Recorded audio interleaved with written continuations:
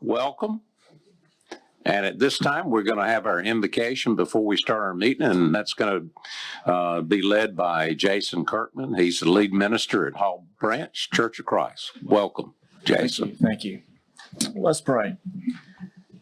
Heavenly Father, we thank you for the blessing of this day and for the opportunity that we have to serve you and to serve the people of this great county in which we live. As we gather in this place of leadership this evening and responsibility, we invite your presence among us. Grant us wisdom, Lord, to make decisions that honor you and serve the common good. Give us clarity of mind, purity of heart, and unity of spirit as well. Help us to lead with humility, to listen with compassion, and to act with integrity. I pray, dear Lord, that we will apply to our lives as you tell us in the book of Proverbs, not only here this evening, but dear Lord, in our everyday lives, to be quick to listen and slow to speak. May everything that we do here tonight reflect your justice, your mercy, and your truth. Guide our thoughts, our words, and our actions so that through our work, that your will may be done. We thank you so much for your son, Jesus, the opportunity we have for eternal life because of his life, his death, and his resurrection. It's in his most precious and holy name we pray. Amen. Amen. Thank you. Thank you, Jason. At this time, I'll call our September Board of Commissioners meeting to order. And I'll ask that you stand at this time, and Randy Walker is going to lead in the Pledge of Allegiance. Please face the flag. I pledge allegiance to the flag of the United States of America and to the republic for which it stands, one nation, under God, indivisible, with liberty and justice for all. Let me remind you to cut your smartphone off. It's smart, but it won't cut off by itself, so you're going to have to do it.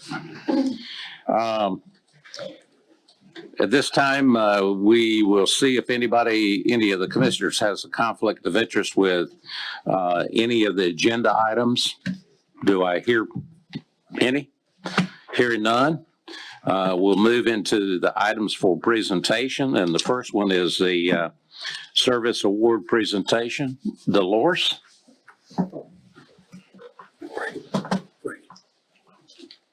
Agenda. Good afternoon, Mr. Chairman and Commissioners. We have one Beaufort County employee to recognize tonight. We have West Overman with Public Works, who has 5 years of service. And I believe he's here tonight.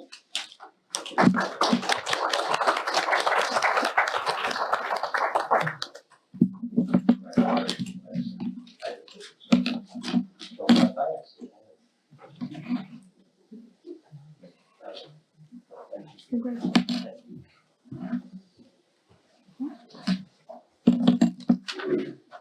That's all we have. Thank you. Well, I've been called out by the vice chairman and also the clerk. We did not approve the agenda. So at this time, there is one change in the agenda on the last page, or last item, the closed session. That'll be strictly for property. It will not be for personnel matters. So entertain a motion to approve the agenda. Motion to approve. Second. Okay, got a motion and a second. All those in favor of approving the agenda, raise your right hand. Thank you. We're down to the Aurora Health Clinic update. Brian, you want to introduce that? Yes, sir, members of the board. Thank you. I don't see Dr. McDuffie, but I do think their architect is here. He is on his way. So how about if it's pleasure of the board that we, if you move to the next item, and then as soon as they get here, we can come back to that. That's fine. That's fine. So I think that one moves me to me. So it's my pleasure to introduce to the board Mr. Keegan Wynn. Keegan works for the North Carolina Association of County Commissioners. I think a couple of you may have met him either at the association annual meeting or last week when he first started with us. Keegan is a graduate level student, or he has already graduated with his MPA from Carolina. And he is working for the association as one of their strategic project coordinators. What that means is he is essentially on loan from the association to the county. He'll be with us for a year. First month he's going to be here. He's going to work 3 days a week. And then after that first month, he'll be here 2 days a week. He's probably going to do some work in Craven County as well. But this is an opportunity that the association put together to provide master's level graduates the opportunity to learn more about county government, to help counties across the state with resource needs. So we got some projects that he's going to help us with, and I want to introduce you to Keegan and let him say a few words, and if y'all have any questions for him. Welcome. Thank you. And thank you for the introduction, Brian. It's a pleasure to be here in front of you tonight, commissioners. As Brian said, I'm the strategic project coordinator assigned to Beaufort County. And to those of you who are not familiar with the SMS program, it's designed to be a workforce development pipeline from graduate school to county government. So it's a win-win for the county and both the individual, in that the individual gets to learn about county government through hands-on projects while also providing extra capacity and a free set of helping hands to the county completely free of charge. A little bit about me. I was born and raised in Alamance County, and I got my undergraduate degree from UNCW. And most recently, I received my Master of Public Administration from UNC Chapel Hill. I also have valuable experience in project management and data analysis from work experience in the city of Kinston and also the town of Hendersonville. And I'm excited to apply that in service of the county. So I'm excited to get started and learn from some of the best public servants in the business here. And I'm happy to answer any questions if you may have them. Thank you. Assume you can work with Wolfpack fans. Absolutely. We're hand in hand. If not, Rams and Wolves. He's in charge of the Carolina fans right here. Thank you very much, and we look forward to working with you and seeing you. Thank you. Okay. I can't see it. Do you want to get started, or is he? Yes. Oh, yes, absolutely. Let's go ahead with the next one. Okay. All right. This is impacts from local business from Senate Bill 391. Commissioner Richardson and Ms. Rogerson. Good evening, Chairman and Commissioners. Thank you for allowing me the opportunity to come tonight. Once again, my name is Maria Rogerson. My husband and I own a business called Precision Lawn Care and Landscaping. We are a local business. We have a majority of our work is mowing the state highway for the Department of Transportation. We have mowed Beaufort County in previous years, and we hope to mow it in the future, except for the fact of what's happened with Senate Bill 391, and we are unsure of our business future because of that bill. We were blindsided by this bill. It was signed into law at the end of June. We were informed of the bill probably about the second week of July from the Department of Transportation. This was a Senate bill for changes with the Department of Transportation and DMV, just a whole gamut of changes for their department. However, there were portions of this bill that the Department of Transportation were not aware of. And the portion that was hopefully in your agenda, was a section that was concerning mowing in the department for the state. And there were two sentences in that change in the bill that has significantly impacted our business, and we're not sure of the viability of our industry in the future because of that. One of the sentences states, the Department of Transportation shall not schedule mowing in any right-of-way in which the placement of political signs is permitted under the section during the period prescribed in this subsection. So that means from this point forward, we're not allowed during a mowing election to actually mow when political signs are allowed to be placed in the right-of-way, which is 30 days prior to early voting and 2 weeks after the election. That happens in the primaries in the spring, and that will also happen in the fall election. The second statement in that bill says the department shall not schedule mowing of highway right-of-ways during the month of May. So there'll be absolutely no mowing in the month of May for any state road in the state of North Carolina. The impact of that is, and the reason behind that is our understanding is the protection of honeybees and certain insects. Apparently there is a campaign, No Mow May, which that is where that month of May has come in. And I kind of wanted to tell you too, there should have been 2 calendars that were in the package. And looking at yes. Okay, so looking at worst case scenario, which is a year where you have a runoff in the primaries in the spring. Currently in our contracts, we can mow 79% of the time of the year. The only times that we are not allowed to mow are on Sundays or holidays. Those are our only restrictions, right? Our mowing season starts early April and ends mid-November, end of November.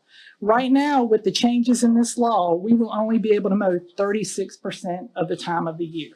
You could feasibly not see anybody mowing in the state of North Carolina until June 1st, if there's a primary runoff, and you won't see us, we will end mowing in the middle of September, and you won't see anybody until the middle of November mowing. Because if the primaries have a runoff, then we can't mow in January, February, most of March, we can't mow in April. Then the month of May is No Mow May. So we can start mowing June, July, August, and then we end in the middle of September.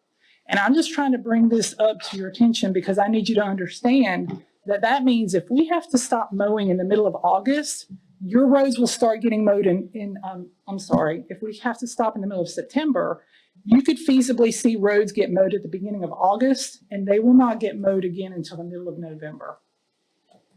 And if we mow in November, you can feasibly, if there's a runoff, you will not see it get mowed again until the beginning of June. So that being said, looking at the worst case scenarios, first and foremost is the impact to the community. It's safety. We mow grass because of safety, for sight distance, for being able to see wildlife on the side of the road. The vegetation gets tall and you end up having drainage issues. The other issue is we've got concerns is if we're not mowing it, is a homeowner going to go out there and mow it? And then putting them in danger because they're mowing beside the highway when they really shouldn't be. The impacts to our business right now as an industry, there are only 14 contractors that mow the entire state of North Carolina under 72 contracts.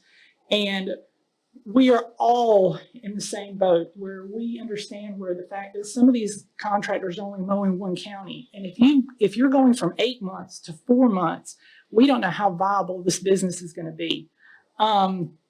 The expenses are going to be the same next year. We have the same equipment. We have the same insurance. We have the same equipment finance. And so looking at that, our finances are going to be cut in half, if not down to a third of what we normally make. And then the livelihood. How many jobs are going to get cut because of this? Or the viability of us being even able to keep people employed. And we employ almost 100 people, if not more, with subcontractors.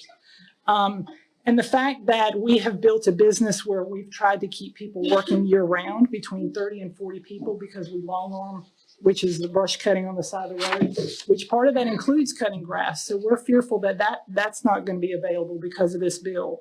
So we have been trying to inform the public, any county managers that we've worked with, to let them know what the impacts this bill is going to have to the community and to the livelihood of these businesses, because we don't know how we're going to survive next year with the fact that we don't even know if we can keep people employed. Because I mean, it's one thing to employ somebody from April to November and they can use like unemployment or have a secondary employment in the winter months because they know that. But now we're trying to see if we can even get somebody hired in June to work to the middle of September and then ask them to come back in the middle of November.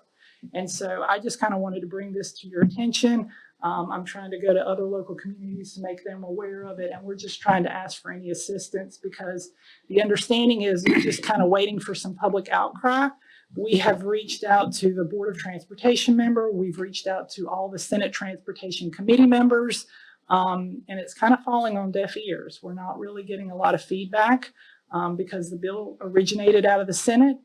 We know who the sponsors were, and we've contacted everyone, and we're not really getting any traction, and we're really nervous about next year and our livelihood. So I just kind of want to bring that to the commission's attention. Is the state association aware of this bill, Brian? I believe they are, yes, sir. Okay.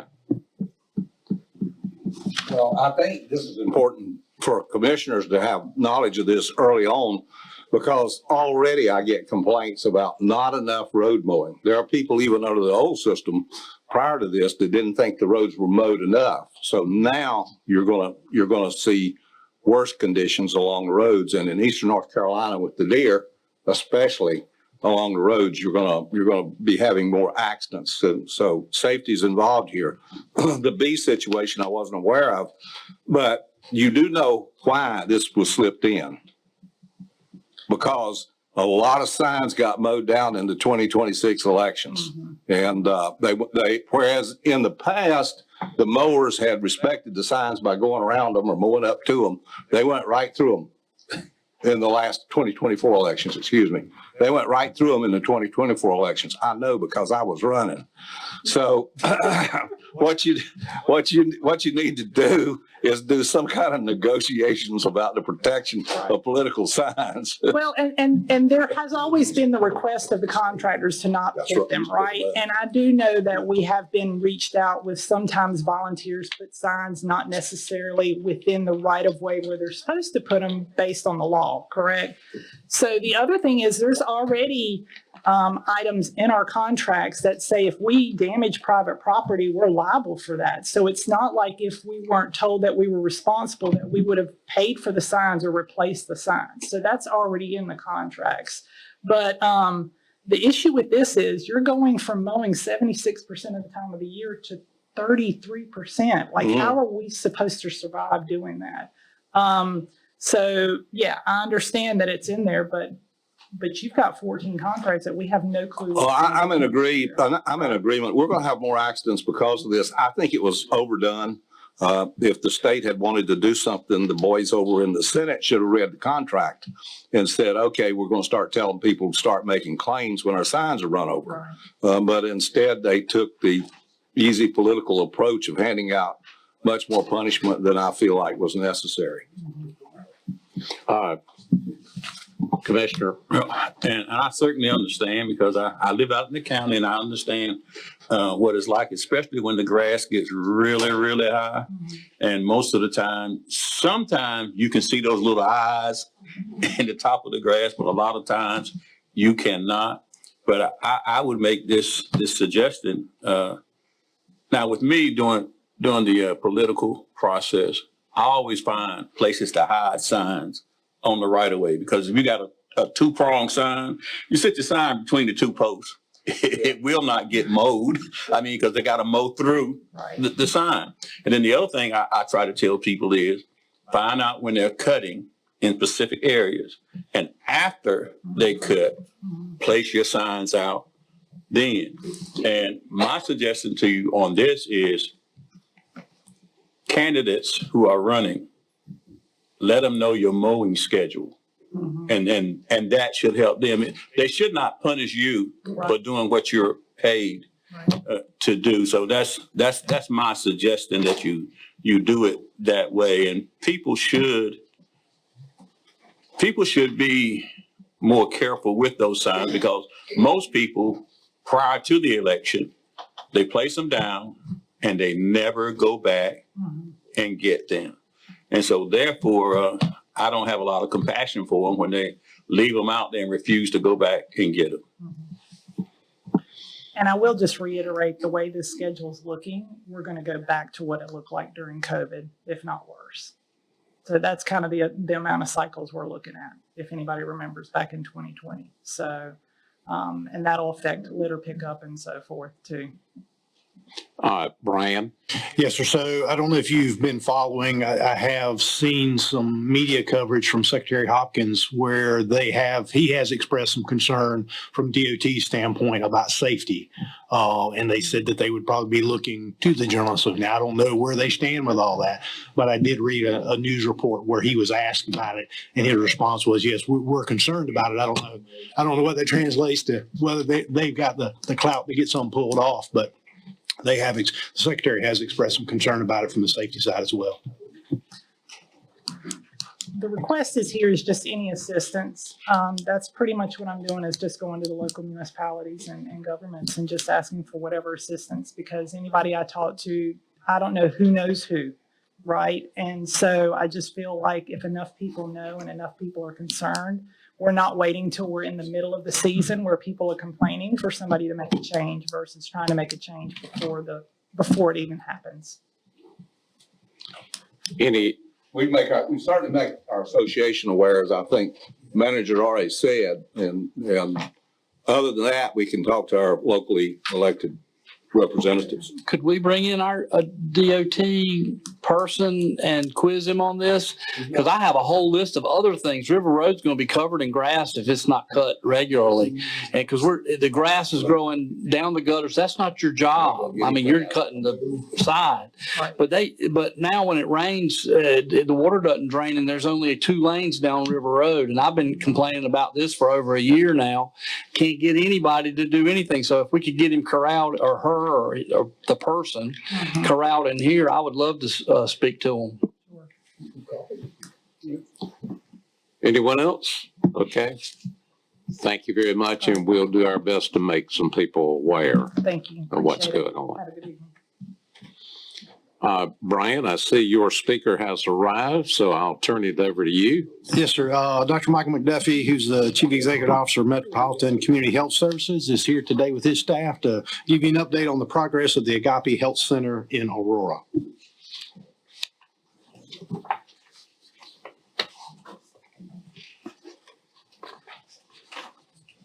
Good afternoon, Good evening. commissioners. It's good evening. It is good to see everyone. It's great being here to share some great information about the ongoing process for the Aurora project. I do have with me tonight or this evening. I have my architect, which is Wesley Coble. He's in the audience. We have our Director of Development, who also worked with the building, helped to propose to create the building reuse, the rural building reuse infrastructure application. That's Dr. Rebecca Jackson. We have our Chief Medical Officer, Dr. Wendy Carlton, our Director of Operations, Mariana Walensky. And I think I'm missing 1, 2. We have our Chief Behavioral Health Officer, Ms. Gwen Gilbert, and I did see our Executive Director here, Lawrence Dobie. So we got a team here. And if anyone would like to ask any of these questions, they are familiar with this project. So again, we're glad to be here to share some good information as the ongoing progress of the Aurora Clinic. So in October 2024, Agape, we did bid out the Aurora renovations as a construction at risk project, which required a request for a proposal to be published for a minimum of 10 days. Agape received 2 bids for the project. In January 2025, after a careful review of the process, Agape selected A.R. Chesson Construction Company. Agape has recently received the preliminary construction drawings, and when we met, we didn't have any comments. And these construction drawings were presented by Wesley Coble, the architect who's with us. He did provide me with and I didn't want to print this, Brian, but a project manager for the project. And one thing we realized that it takes a considerable longer time to do a renovation project as far as for the architectural planning than it does for a complete new building. So this building alteration planning was put together by, again, Wesley Coble and then Mullins Engineering, who's the mechanical, electrical, and plumbing engineer. So they work together. And so we have his stamp on that.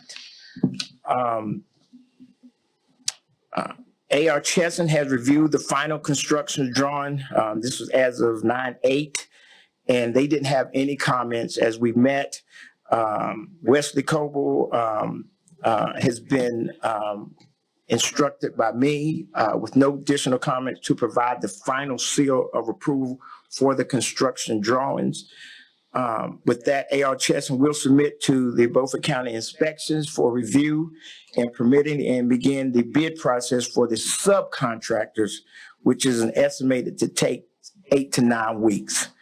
It is anticipated that the construction will begin in late November and take approximately 6 to 8 months to complete. This kind of concludes my update, and I'm open to any questions that you may have or any questions that any member of my team would have. I would also like to say that we are still providing services in Aurora 1 day a week on Thursdays with our mobile unit. And I think we are parked at the Fossil Museum. Right, we're parked right beside the Education Center, and we're there every Thursday, and we have a medical provider and a team to see anyone they can by appointments or by just walk-ins or walk up to the mobile unit. Any questions? Anyone have a question? I just got one. It's really Okay. simple. You said 6 to 8 months. Yeah, for a renovation project, we will love to have it a lot sooner, a lot quicker. I am going to drive them, but he did. Will Gautier will be I think he's the superintendent for A.R. Chesson, and he did say he predicted about 6 to 8 months for. And so at the end of the 6 to 8 months, when will the clinic be ready to provide services? Well, within that, we should be ready to provide service within 30 days of them completing the construction project, because all of the at that point, all of the equipment will be ordered. We've got all the final approvals from Department of Health and Human Service, the Federal Department of Health and Human Service, for us to go ahead and purchase the equipment. We've already purchased the X-ray unit that will go into that building, and we have already purchased the generator. We'll be putting the generator there, so that's already been, so we can get all of that stuff ordered early on, and they can go ahead and start putting that in as construction progresses. Thank you. So we're looking at the summer of 26. Yes, Summer of yes. 26. So, if we, as quick as we can get in there, we are really trying to get in there. Okay. Our goal was to actually move the mobile unit on site, but we really needed running, bathrooms and things like that. And we've had it, we had it at a church first, and then we moved it down into the downtown area. But we really wanted to put it on the site, but we didn't want to, once construction started, then we wouldn't be able to use the facility, restroom facilities and things like that. So that's why we're just going to leave it there at the Fossil Museum until we're ready to move into the building. Any other commissioner? Brian? Dr. McDuffie, can you remind the board of the services that you'll be providing out of that facility? I know you talked about pharmacy and mental health. Yes. So of course our model, we will provide quite naturally primary care. We'll also do some pediatric care there because our chief medical officer. Dr. Carlton is a pediatrician. We will have, Gwen Gilbert will have behavioral health services there. And we will have a pharmacy. That was one of the things that we want to make sure. And so while Wesley was working on these, on the plans, as you all know, that the building was built way back in, I think, the 70s. And so it was not ADA compliant. And so we lost some space by trying to make the bathrooms handicap accessible. But we're still able to get the pharmacy in there. And so our goal is to also work with, so primary care, behavioral health, pediatric services, I'm sure in pharmacy care. We can't put dental there, but we do hope to have a mobile dental clinic that we will bring to Aurora. We were awarded we're still kind of waiting on, but we got the official word that we were awarded a grant to purchase another mobile unit, which would be outfitted for dental services. And so we're hoping to, once that is built, to bring dental services to Aurora via the mobile unit. We know we can't add to the building because of, I think, the soil. Is that right, Wesley? I think the soil had to be compacted and things like that when they built that building. So we can't actually add on to that building, but we can provide dental service via mobile unit once we get that unit built. Commissioner Booth. When you get this clinic completed, what will be your hours? Our hours, our normal hours for just like our clinic here in Washington is 8 to 7 on Mondays, 8 to 5 on Tuesday, Wednesday, and Thursdays, and Fridays, and then Saturdays, 9 to 1. We probably won't start out with a Saturday clinic. It's just going to depend on, it will depend on the patient access or the patient need, depends on the need. But if we had to do that, we would do a Saturday, and we may just start out with maybe one Saturday a month there, but we will have some extended hours on Monday, and then Tuesday, Wednesday, Thursday, and Friday will be 8 to 5. Okay. We appreciate the update, and I know the citizens in Aurora are excited about the job being complete. We are looking forward to serving them, to continue to serve them in a greater capacity. And we still feel good, even with everything going on with the administration. We still feel good about being able to provide the services. I don't know whether you feel comfortable putting a sign on the property that says, hopefully by summer of 26. Well, we can. We do have a sign out there now saying, and we can, we're, one of the things that I will have a little early on, we will have an electronic marquee sign out there. One of the other things I forgot to mention that I have paid for as well, there's to be a electronic sign, so we'll start you running that. It's already been ordered. So that sign will be out there a lot, before they get it started. So we will be able to advertise that. Yes. Brian, did you have anything else to add? Yes, sir. Thank you. Thank you once again for coming tonight. Thank you, and thank you all for entrusting this project to Agape Health Service. We appreciate each and every one of you. Thank you, sir. Thank you. All right.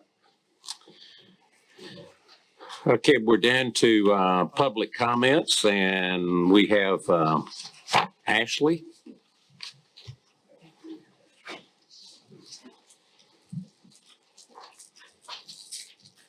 Hello, everybody.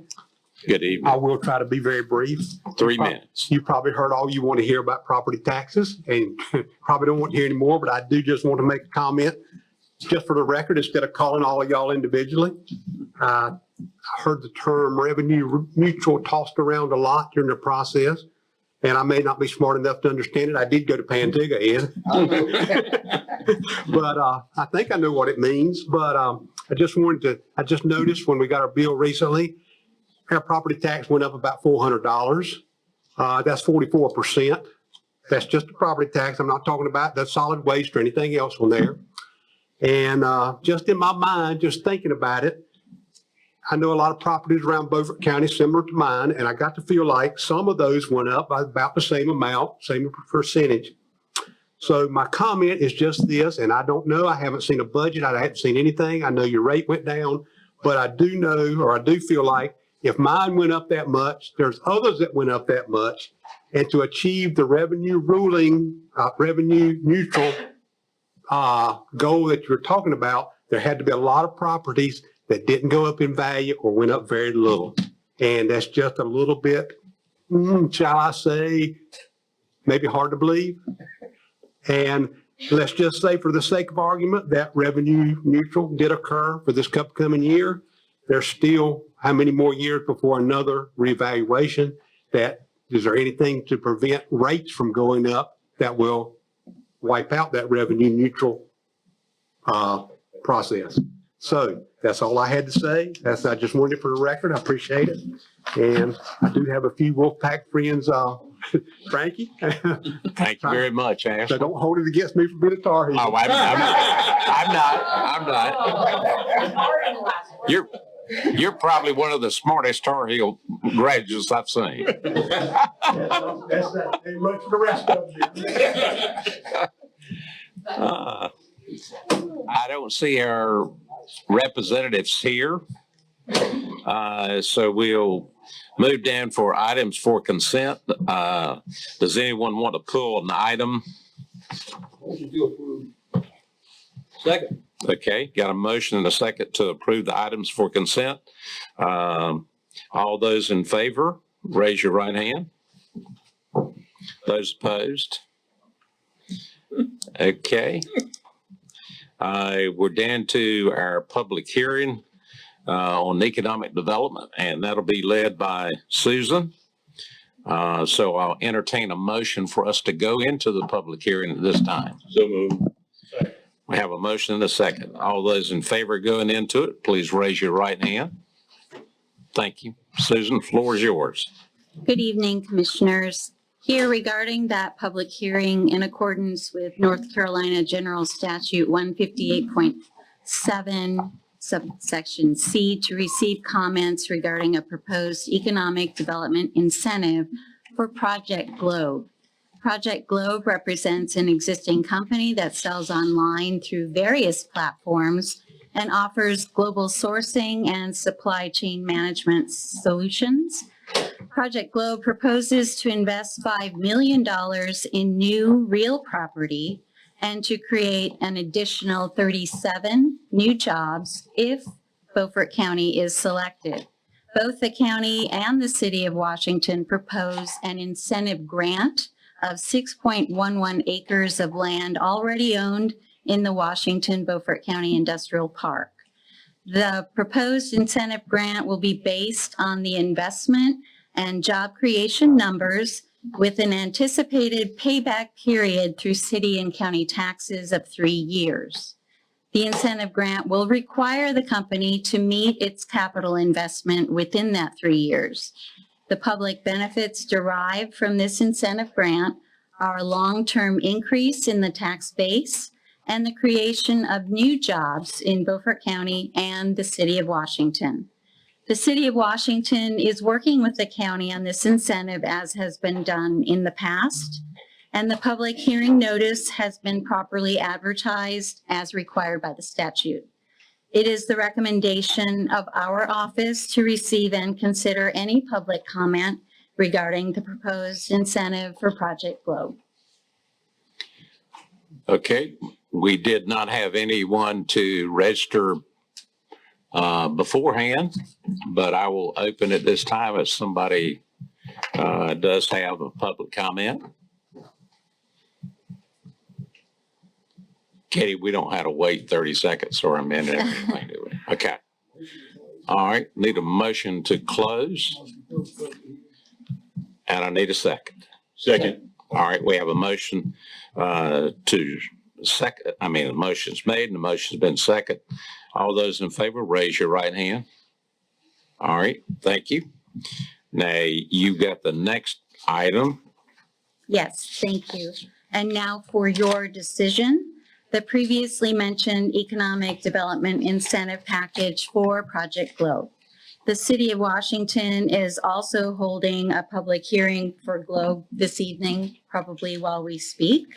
It is the recommendation of our office to authorize and approve the county attorney, county manager, and myself to work with the City of Washington, their officials, to grant a 6.11 acre parcel, GPIN number 5668-715402 in the Washington Beaufort County Industrial Park, and execute the appropriate paperwork to close this transaction.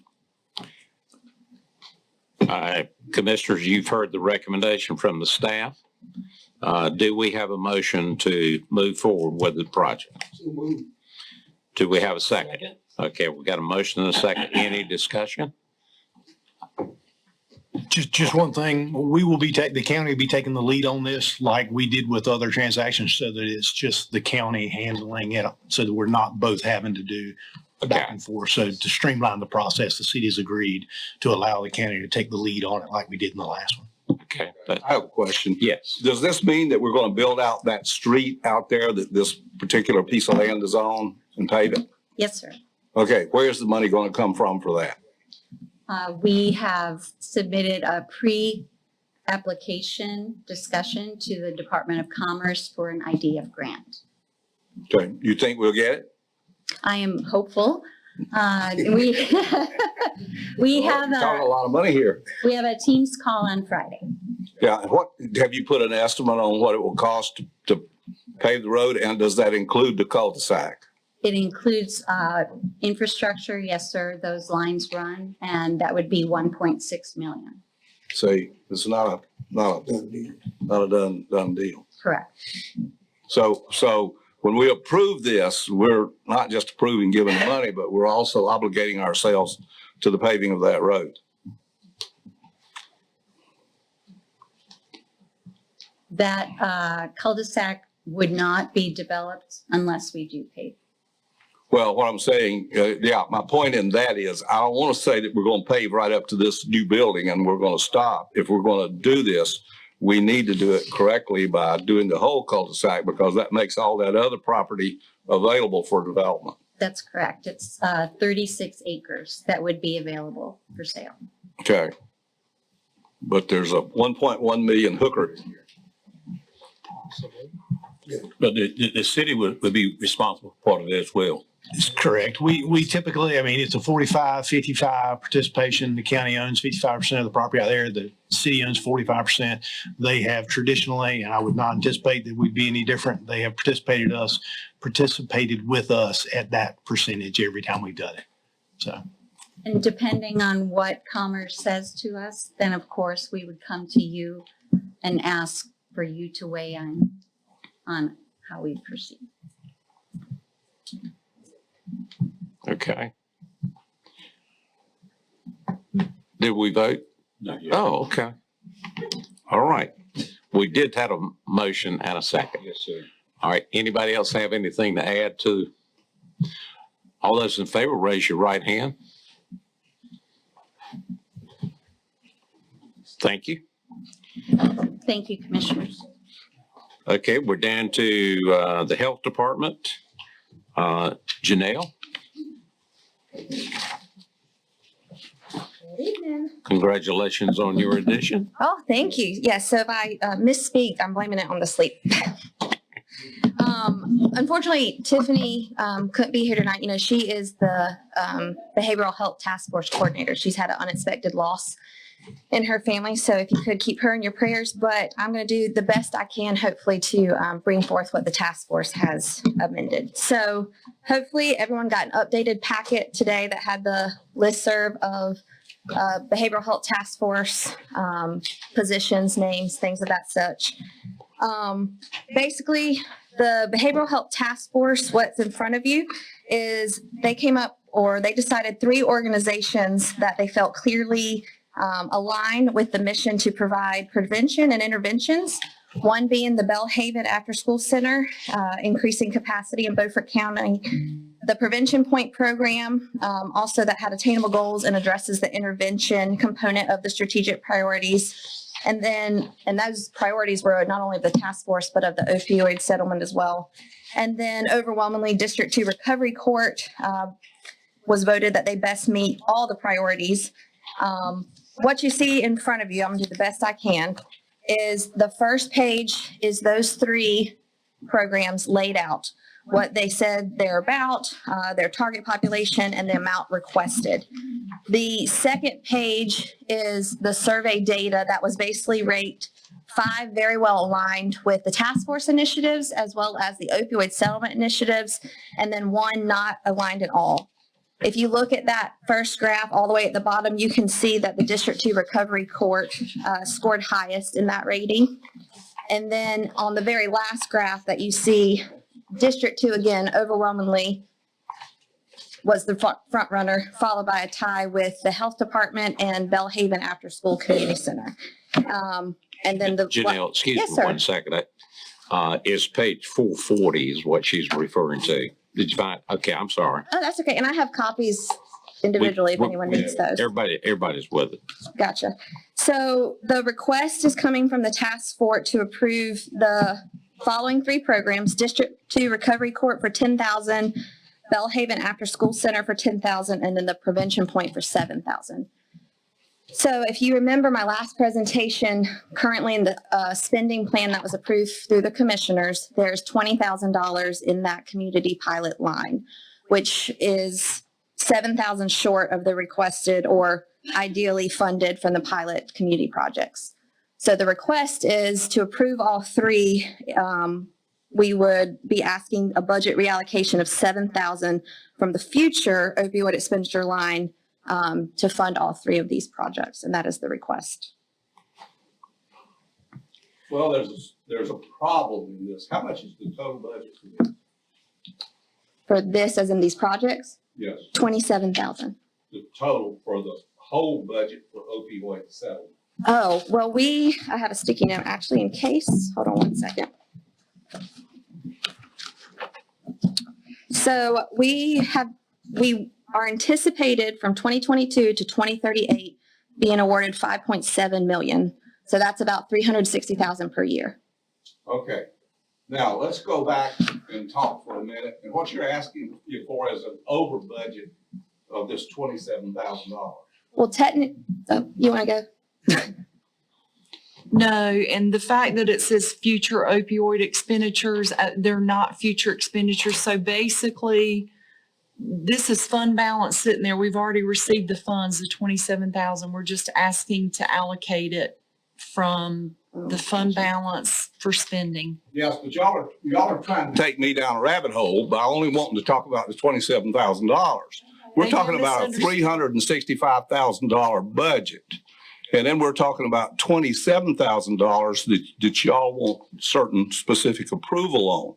So, and this is for the public's benefit, this is opioid settlement money that came out of the lawsuits where people were manufacturing this stuff and it was prescribed to people. And so they've had to pay damages out of this in the billions. Thank God they had to pay for the damage that they've done to, at least some of the damage they've done to the public. And what makes this issue complicated is I made a motion at the June the 2nd meeting, which I'm going to read, which Mr. Manager, you guys are trying to tell me my lying eyes. I'm reading the motion. Commissioner Richardson motioned to fund an additional $20,000 to District 2 Recovery Court out of the opioid settlement if it is allowed. Now, if it is allowed in this case means if the grantors who gave us the money allow it, which they will, based on the guidelines of payout. Commissioner Deathridge second. The vote was unanimous. Now, the next motion that was made after this says, motion was made by Commissioner Booth to approve the spending resolution of the balance of the $365,963 to September the 30th, 2026, that Commissioner Richardson seconded, and Commissioner Richardson seconded, the vote was unanimous. So what you have to work with is a budget in the amount of $365,963 minus $20,000 that's going to go to the recovery court. That's your budget. So Everything you said is true, and That's exactly right. okay, so, and how can we help you with that? We're just asking for a reallocation of 27,000. Okay, what I'm saying, asking you is this, because what you told me at the last meeting was that there wasn't going to be $20,000 allocated to the recovery court. No, I don't believe that's what we said. What we said is that these are restricted funds. They're in a special revenue account, and that we've already allocated, with tonight's allocation of the $10,000 to the recovery court, they will be receiving $20,000. They're receiving $10,000 in our outside agency general fund department that you give them every year, $10,000. And we're recommending that we give them an additional $10,000 out of the opioid settlement funds for a total of the 20 that you recommend. That was not my motion. I'm going to read this again. Commissioner Richardson motioned to fund an additional is a key word here, $20,000 to District 2 Recovery Court out of the opioid settlement, if it is allowed based on the guidelines of the payout. And that's true, that's allowed. Commissioner Deathridge seconded, and the vote was unanimous. So you take your budget of $365,963 and you subtract $20,000 from it without playing games with the money and the budget and all that kind of stuff. Then we're going to take that $345,963 and do a budget. Well, the opioid spending plan that was authorized was for that 365 that was signed and approved by the commissioners. For that covered the opioid educator, the task force coordinator, the pilots. No. No, This she's motion. correct. This board No, has approved that may every be what we spending did, but authorization. this motion reduced that amount by $20,000 because I'm going to read you what Commissioner Booth motioned. Commissioner Booth motioned to approve the spending resolution of the balance of the $365,963 to September the 30th of 2026. Commissioner Richardson seconded. The vote was unanimous. You guys are playing games with the money.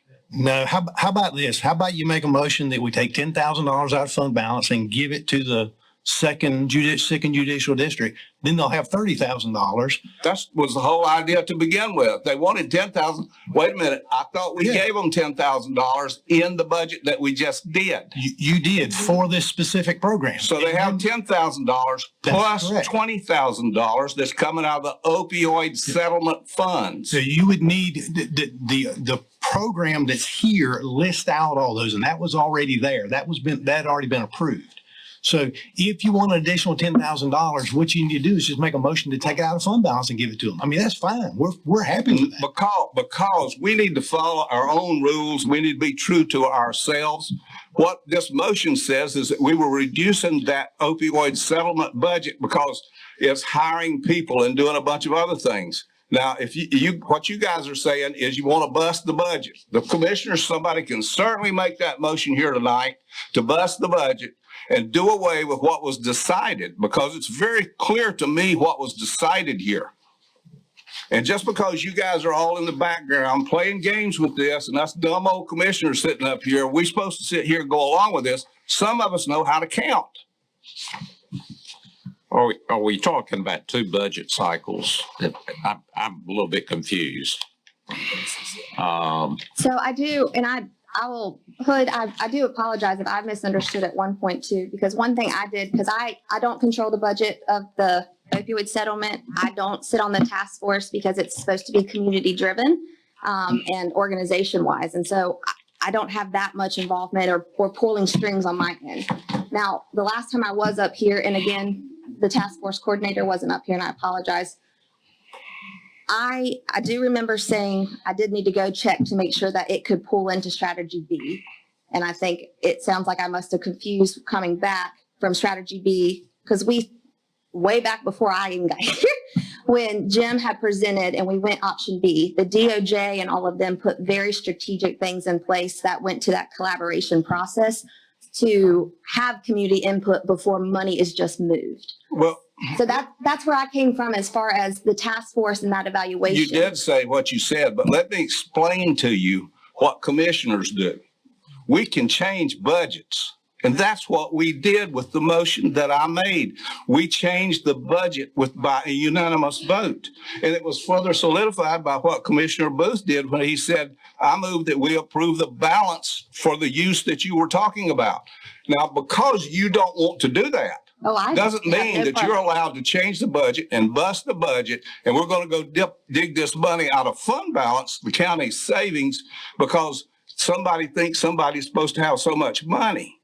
Now, the $345,000 that's being spent out of the opioid settlement is spent to pay counselors. It's spent to do everything, in my opinion, except really help the people that have been damaged. Now, the recovery court, yes, Mr. Manager, you need to contain yourself a minute. The recovery court is run by the judge, by the district court judge. That is money that is used to help people that have already been convicted of drug-related crimes, not somebody that may be thinking about taking a dose, as the $345,000 is going for.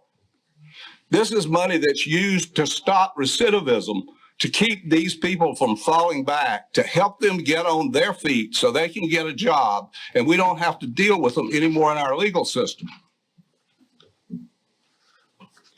Now, I'm going to make a motion Yes, sir. that we amend the budget and take an additional $10,000 and From the fulfill the opioid? request. Okay.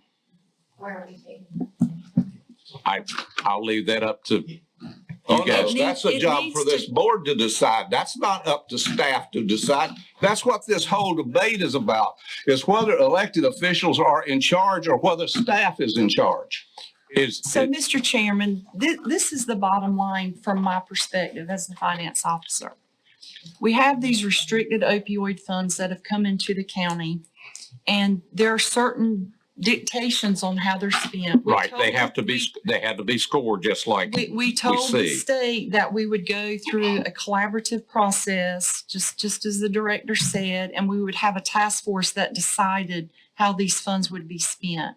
So it would not be appropriate just to pick whatever agency the board chooses and circumvent the process that we told the state we would go through. So I understand that Commissioner Richardson wants to give the courts $30,000. We've already given them $10,000 from the general fund. The recommendation from the task force is to give them $10,000 for their program from the opioid funds. That leaves a $10,000 deficit. My recommendation to you is to not get us in any trouble with the state, not get me in any trouble with my auditors that we haven't spent the funds appropriately as far as the opioid funds go. Simply take it out of general fund balance, which you have purview over on that spending with no restrictions, if you want to give them a total of $30,000. That's my recommendation. I want to say this to the finance officer. What you just said is deceptive. Because the $20,000 that's being appropriated out of these funds, plus the $345,000 is being spent inside of the guidelines. There is for you to imply that we may be stepping outside the guidelines is misinformation. And you don't need to be proud of yourself for that. Well, I don't have a deceptive bone in my body, I don't believe. Sure you don't. I said Don't what forget, I believe to see be you here true. every month. I know how deceptive you can be. Commissioner Mr. Richardson. Chairman, that's totally inappropriate. I I would ask the understand, I board to understand. admonish Commissioner Richardson. It's not up to you to ask the board to do anything. I think It's up it to the is. board to decide what it's going to do. When This you is not the accuse school our board finance where you're in officer charge. of being deceptive and acting like Okay. you have no. I've made a motion, and we'll take the 10,000 out of the general fund and we'll end this conversation. All right. Is there a second? I'll second. Okay, we have a second. All those in favor of the motion, raise Point your of order right hand. before you vote, Mr. Chairman. a point of order. Okay, You need to kill the motion that I made in June before you proceed with this motion.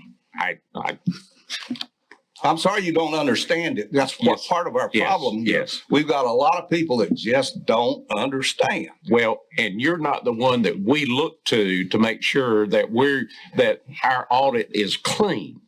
We don't look at Hood Richardson to make sure that it's clean. We This look is at gonna our cause- staff. This is going to cause an audit problem. And if you're relying on staff and you're an elected official, you don't need to be sitting here. Oh, I'm telling you, you're way out of line when you start insulting like you just did. You're out of line. That's your opinion. Right. And it's worth Okay. about 2 cents. Okay, all right. All those, yes. Let me ask you this. On this new allocation that you have here, which come up to $27,000, where did that 27, that's excess money, is that correct? No, it's the existing funds that we have on hand. So that's the existing funds that we already have on hand. So somebody that's been getting appropriations did not get appropriations this time, am I correct?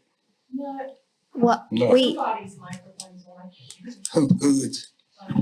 I mean, so this is it extra money or has it already been allocated? It's not extra money. So for example, we've received, and I'm pulling numbers off the top of my head, $360-some thousand so far in opioid funds. And we're bringing spending authorizations to you to spend that money as we go. And Okay. we're asking for 27,000 of the 365 Of the tonight to 365. spend. I got you. Yes, sir. Now, when the motion that he's talking about, for my clarification, my motion was this, we gave the courts, we spent $20,000, am I correct? Of this budget? Not of just this budget. We gave them 10,000 out of the general fund. We're recommending 10,000 of No, opioid that's funds deception. tonight. Wait a minute. I'm sorry, but when people are telling things that are simply not true, they need to be objected I'm to. doing this. How is that not true? I looked at Wait the a minute. budget before I came in here. You voted to give them $10,000 of general fund money in fiscal year 25-26. Okay. So that left, so we still had $365,000 of the opioid money to spend. Yes, sir. Minus what you appropriate tonight. Minus the 27,000 that we appropriate. Yes, sir. Well, now I'm still confused with what the motion that I made, and I made the motion for $345,000. What happened with that money? I mean, I'm not saying that you've done anything. I trust you with your figures. so, well, I know Now, I remember a while back that we allocated some money. If you look on page 437, and I don't have a copy of the budget in front of me. Do you have that? I've got yes. So I've got this one, the resolution that was approved, that breaks down. So you can see per item that was approved for Okay. you guys. And that's the budget that we're working off of. Okay. Now, this don't have anything to do with the money that we allocated to you when you didn't fill the pew people. No, so this, Thank you. yes, okay. That's I was just wondering. Thank you. Yes, sir. And it originally, when the original spending plan was approved, if you remember, there was money allocated for the task force coordinator that we did not use until this July because we used KBR funds to help supplement. Thank you. Okay. We got a motion on the floor. All those in favor of the motion, raise your right hand.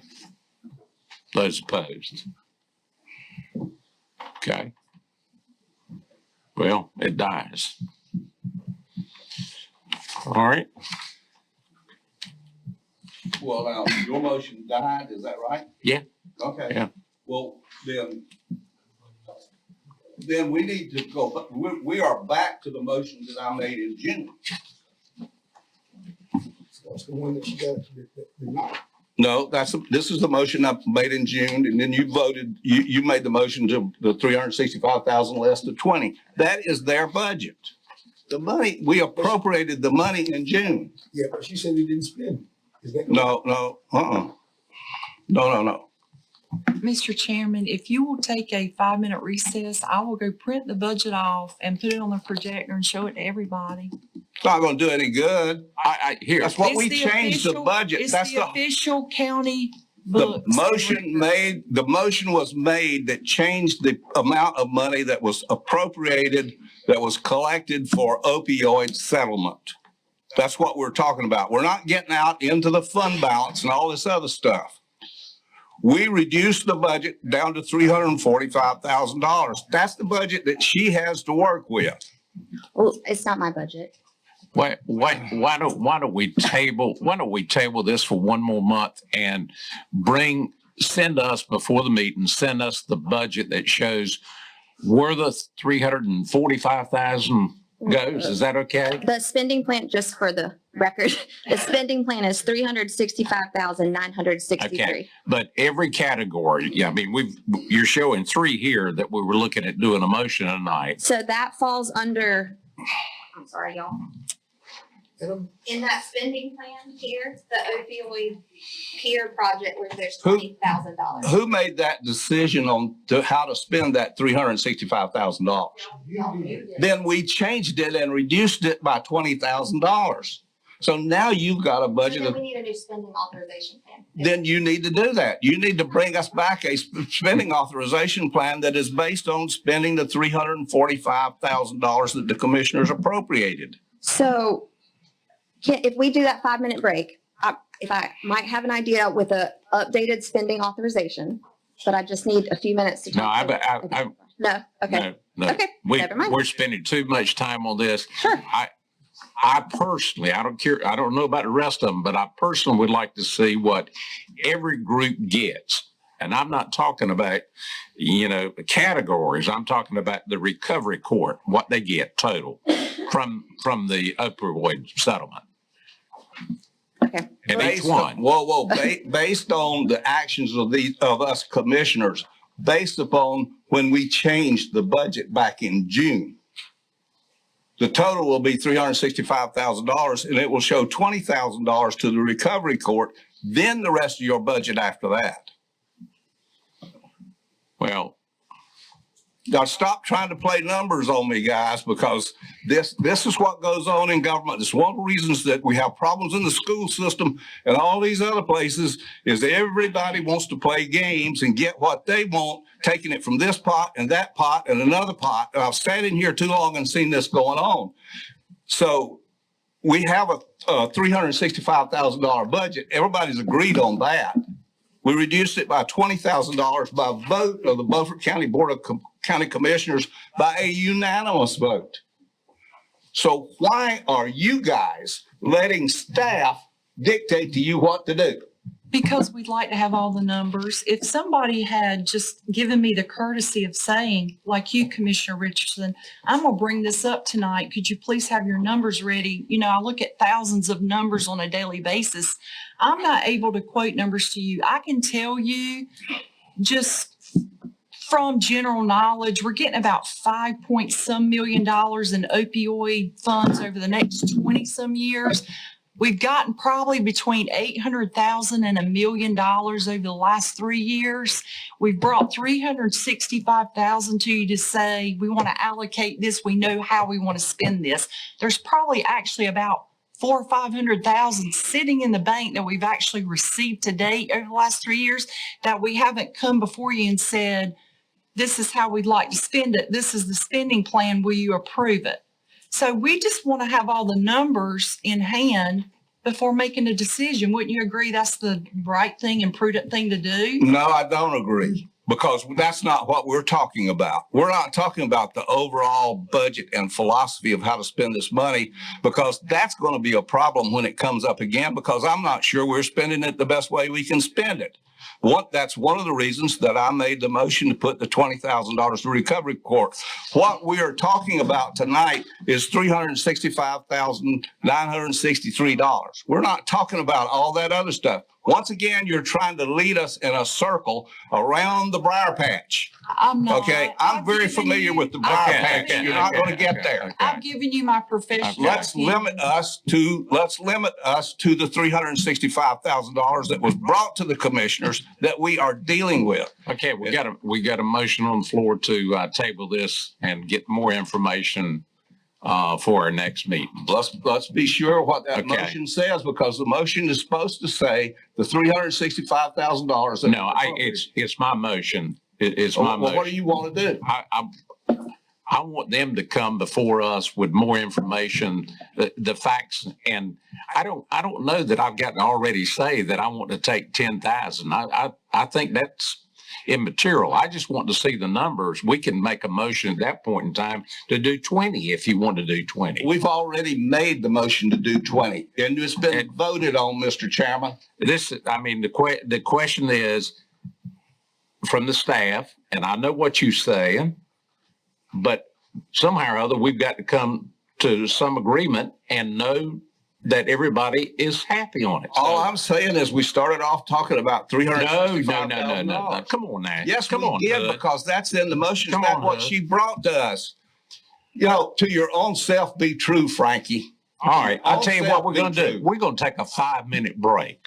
We're going to take a 5-minute break, and I'm going to ask the commissioners to step in the back. Okay? Whoa. No. Yes, If we're yes. going to do business, we're going to do business right here in front of the public. We're not doing some secret deal in the back room. You take your buddies and go in the back room, do your deal. I'm staying out here. I'm not going in the back room. This is a public issue. The public deserves to know how their $365,000 is being spent. It's a recess. You can stay in here and you keep running your mouth. Well, you boys.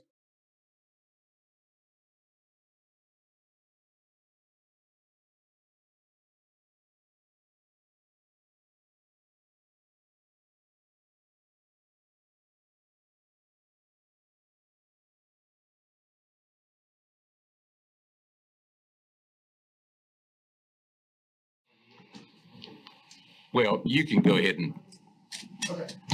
make So, this I mean, what we would recommend to you is give us a month.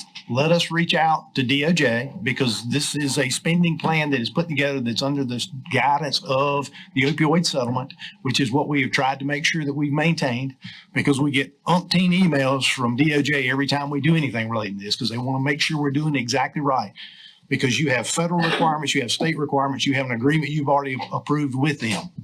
So if you'll give us the next month to confirm with them that it is okay to move money around like that, then we will do that and we'll bring it back. But I do want to be clear about the point that in this pilot project that agencies requested funding that was evaluated, the Second Judicial District asked for $10,000. This spending requisition gives them what they asked for. Commissioner Richardson wants to give them an additional $10,000. Right. They asked for $20,000. No, sir. They asked for $10,000 in this request. That is what they have been given. You want to give them 10,000 more. And they can be anywhere you want them to. Hood, they asked for 20 in the budget workshop in the process, but they only asked for 10 in this opioid. Okay, well, Okay. we were giving them a 20. That's Okay. what we voted to do. But we're going to have numbers and they're going to make sure that we can go back and change. Look, If- again, this is just a game, Frankie. It's real. No, we're Anybody with common sense to settle. You guys gonna play games with it. And you're gonna mix the numbers up to the point that you're finally gonna get where you wanna go. no. I'm not gonna stop fighting. So you guys go ahead and do what you need to do. I'm all for giving the recovery court more money, just to let you know that. But I would make sure it's the right thing to do. Well, I think I did mention that last meeting, as well as we work very closely with the Recovery Court. And think they have a great program, and I think they work well, and I think they actually have representation on our task force, if I remember their listserv. I'm all for whatever funding y'all see, but I just want DOJ in writing to say, this is good, and then next meeting I can come back, or Tiffany can come back and say X, Y, Z. I want the names of the individuals that you're dealing with in the Department of Justice that are going to be writing this. Please email me that information with their telephone numbers, because I want to talk to them too. Would you like just to be CC'd on the email that we asked the question? Everything that goes back and forth, I'd like copies of it. We'll send those to the entire board. Okay, Katie, do I need to pull my motion to table or are we good? Okay. All right, it dies. It dies. All right. It died because it got distracted. Yeah. All right. I would say it did. Langley. Okay. Thank you, Janelle. I don't know how much good I did, but you're welcome. Yeah. I know you've got other things to do. Okay, we're down to Public Works. Christina?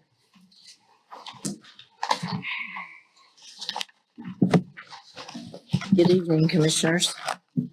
I'm bringing before you this evening a requested change to the Beaufort County Water fee schedule that was approved in the fiscal year 2026 budget.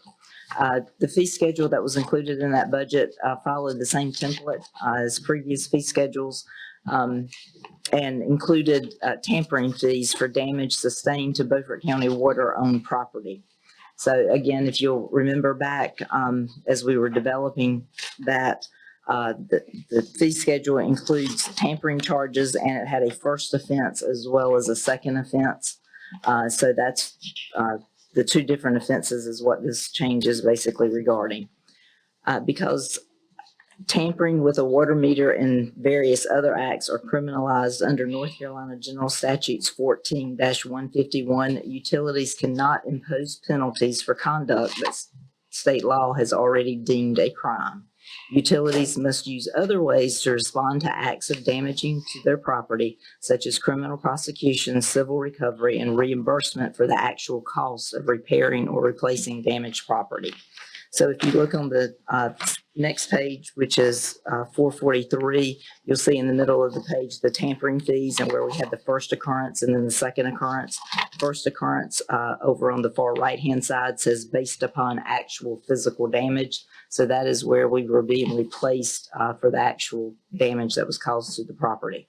The second occurrence had higher fees in order to try to persuade people not to do it. I mean, that's basically what we were doing. So based upon North Carolina general statutes, it has been deemed by the county attorney that we are not allowed to do that. So the next page is page 444. And so you will see where we have removed the label tampering fees and we now call that damage fees. And we just have listed out replacement costs, including the material, equipment, and labor, et cetera. So we will be going back and actually for each occurrence or each time it happens, staff will have to go back and look at the very specifics of it.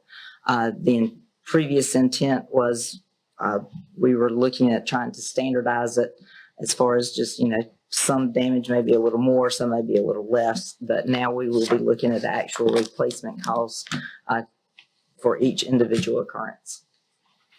So we're just making that one change? Yes, sir. That's the Okay. only change. All other fees remain the same. All right, I'll entertain a motion to approve the revised,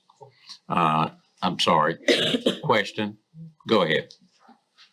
So, of course, I don't have county water, but if I was the resident that had county water and I accidentally ran over the meter with my lawnmower, which does happen, and tore it up, under this, I mean, I'm not being charged criminally with damaging the thing and I'm not tampering with it, which I would have been covered under the old method. What am I going to pay to have that meter replaced? The replacement cost. To replace it? Exactly what is listed in the fee schedule, which is the replacement cost, including material, including material, equipment, and labor. So the damage fee. Yes, sir. And that's on the general statute. Yes, sir. But I've accidentally damaged it. you may have accidentally damaged it. Some people do not accidentally damage it because the first time may be an accident, the second time, They you knew know it it's was there. there. Yeah. And pretty much everyone knows that the meter's there. So again, it's still damaged. It's still county-owned property and it's damaged. I understand. And so we still incur costs due to that. Right. Okay. Motion to approve. Got a motion to approve. Do I have a second? Okay, when we have a second, all those in favor, raise your right hand. Thank you. Thank you, Christina. All right, we're down to emergency service. Chris?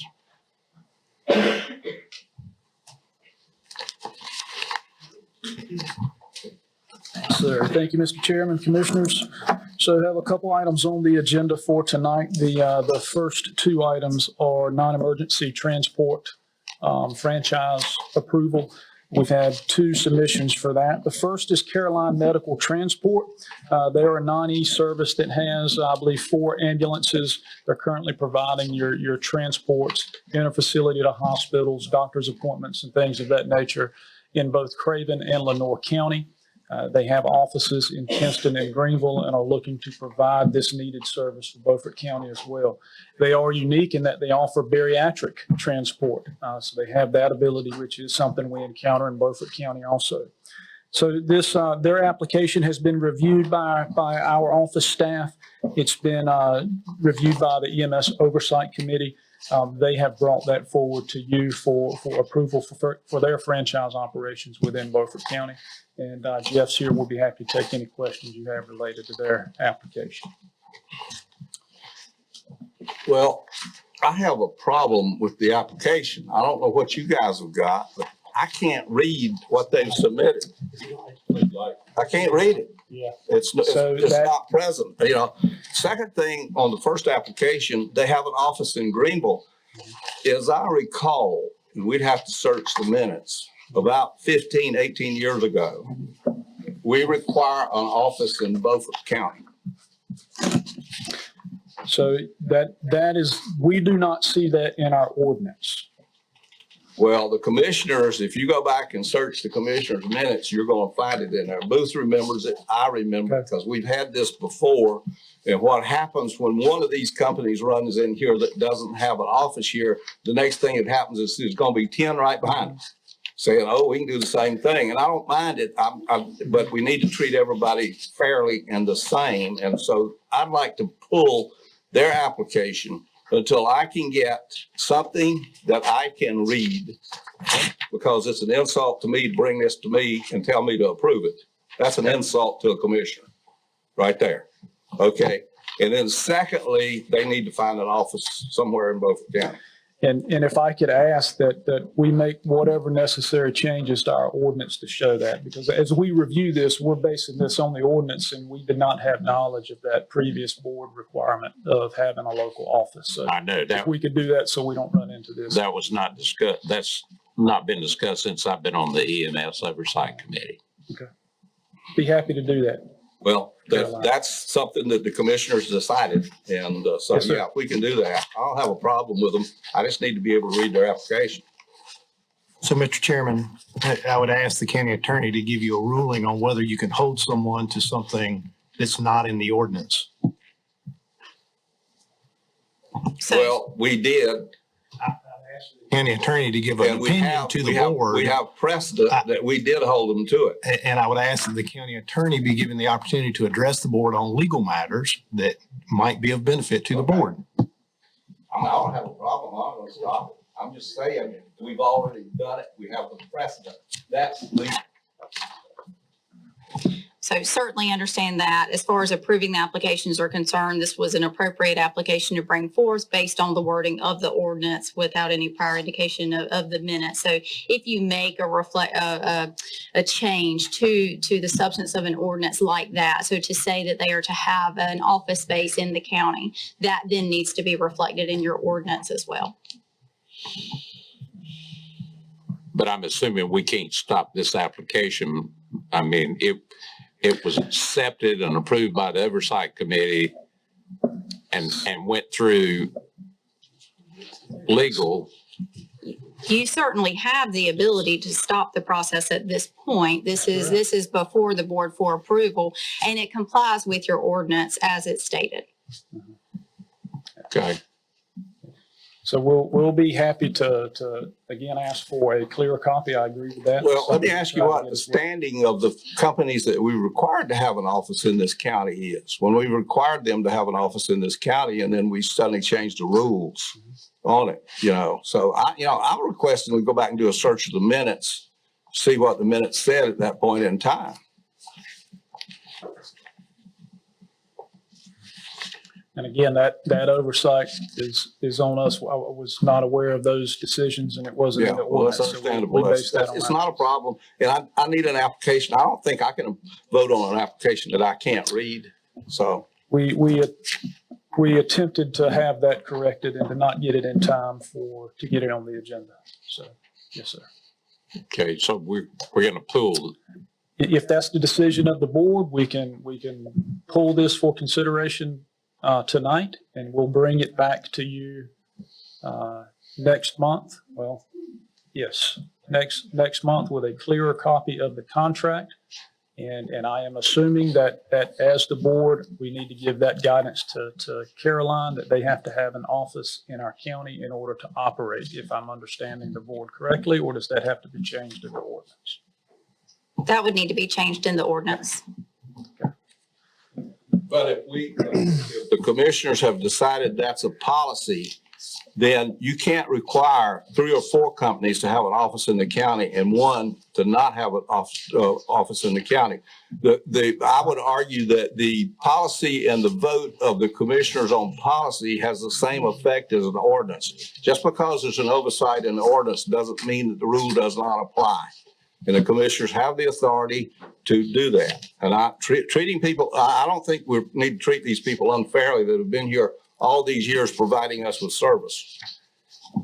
I agree with the fairness aspect. I can't speak to which one trumps what and what that means from the legal implications. I believe the attorney has given her opinion on that. So I would say if we come back to this, my recommendation would be we bring a change to the ordinance as well. Well, that's exactly what I was going to say, and I think you're right. It's an easy fix to modify the ordinance and then approve them.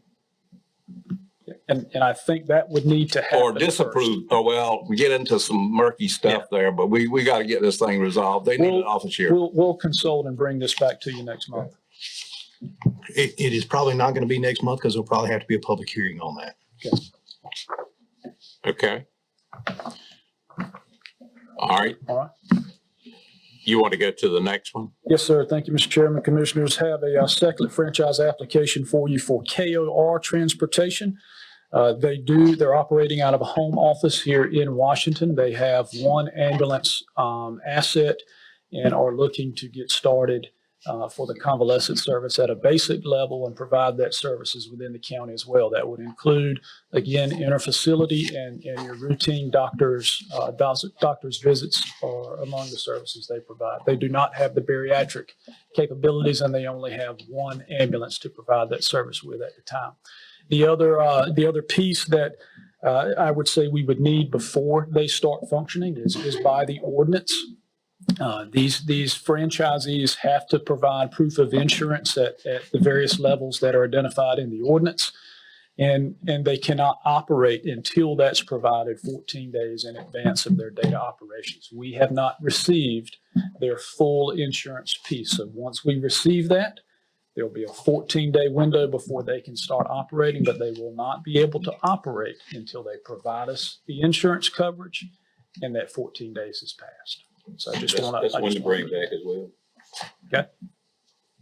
Yeah, I think it's better to wait, and then we'll, So if I may ask, if I'm bringing both of these back, is that just to approve both of them at one time, or is there something that I need to bring back in addition with KOR? With this particular one, the insurance. Okay. You gotta have the proof of that insurance. So this again may be where the ordinance, we may need to look at making some changes on that.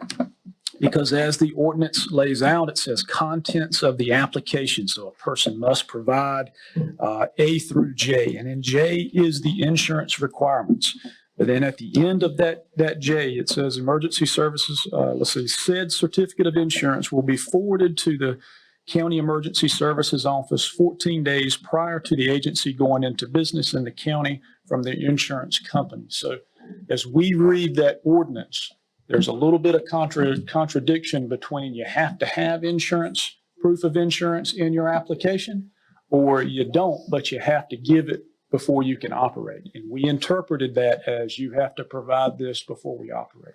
Be happy to bring this back as well with their insurance. Just pointing out another change that we may need to make in our ordinance so we don't run into this again. Well, having to have it before you operate is sort of easier on the companies because they have problems.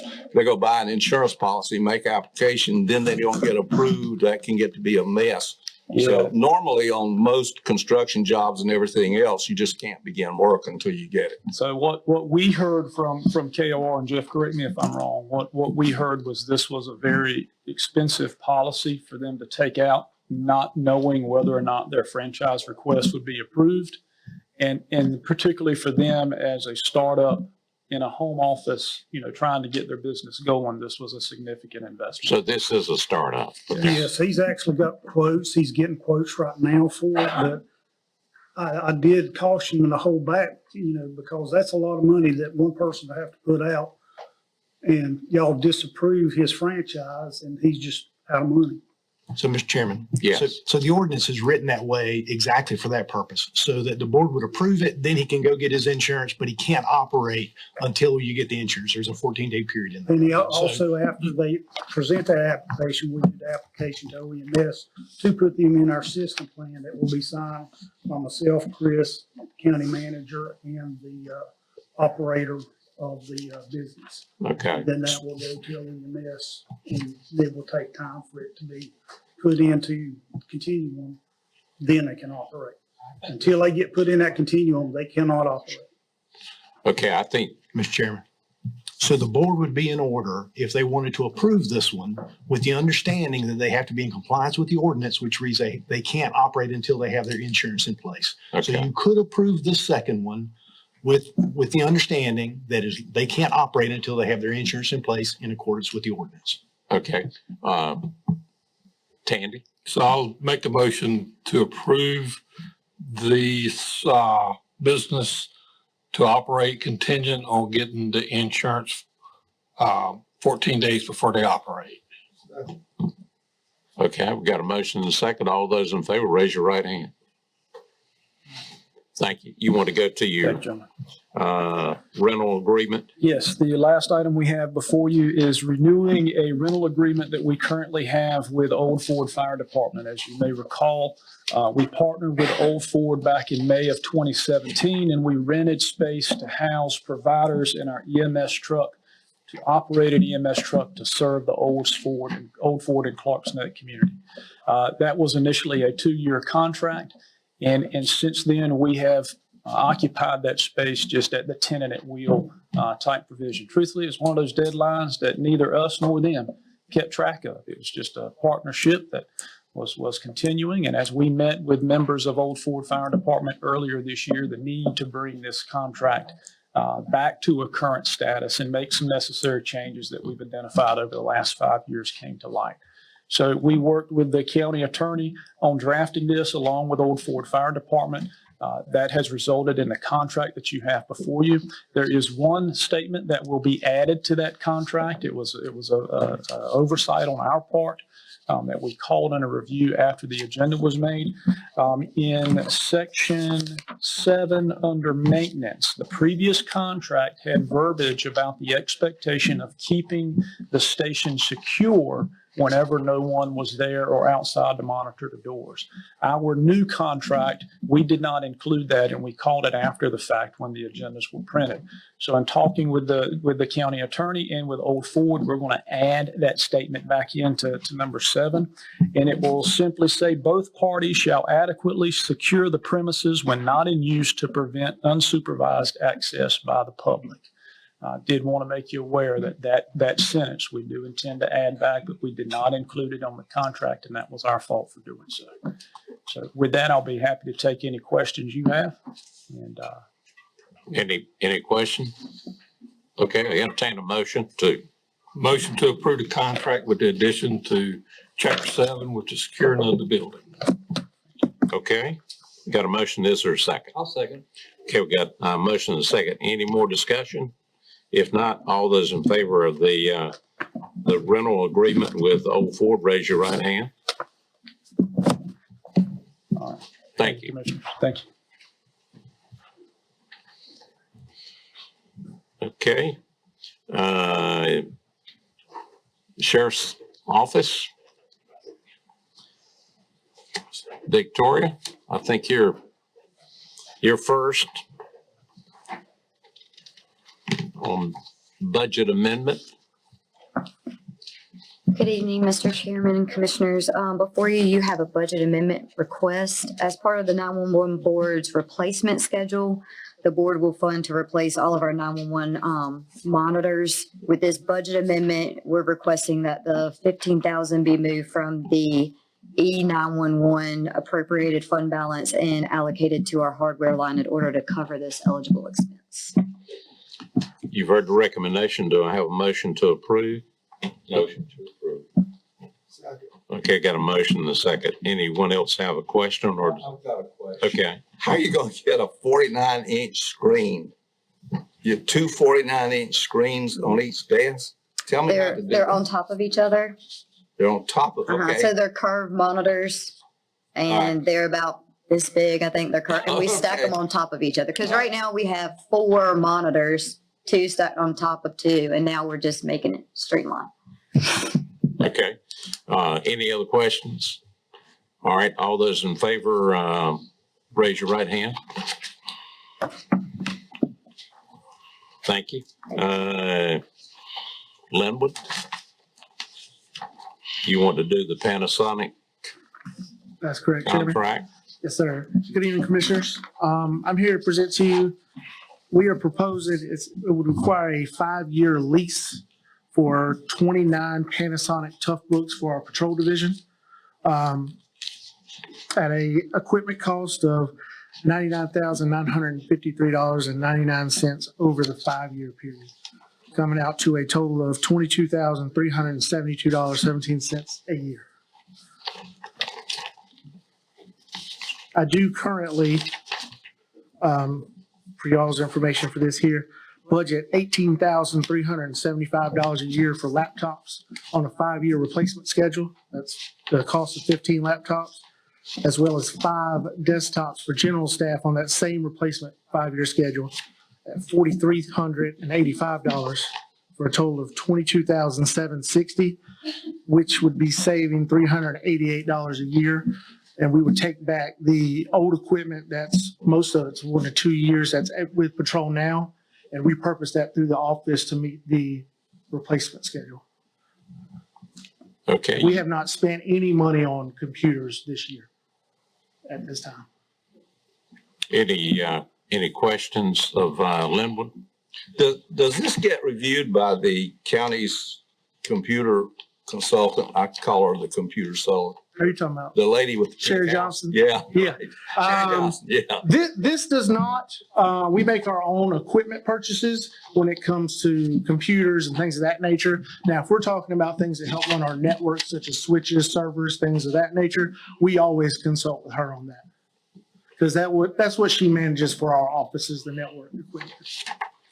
You're going to take Toughbooks out of the patrol cars and repurpose them through the office? We're going to put Toughbooks into the cars and take the HP ProBook 450 G10 business laptops we have in the cars now and repurpose those throughout the office. Okay. Entertain a motion to approve. I'll make that motion. Okay, we've got a motion and a second. Any more discussion? All right, all those in favor of recommendation, raise your right hand. Thank you very much.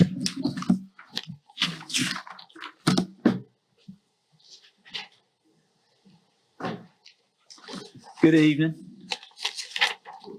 The sheriff is requesting the approval in the amount of $363,588 to purchase. Exactly. We wish it was that much, don't we?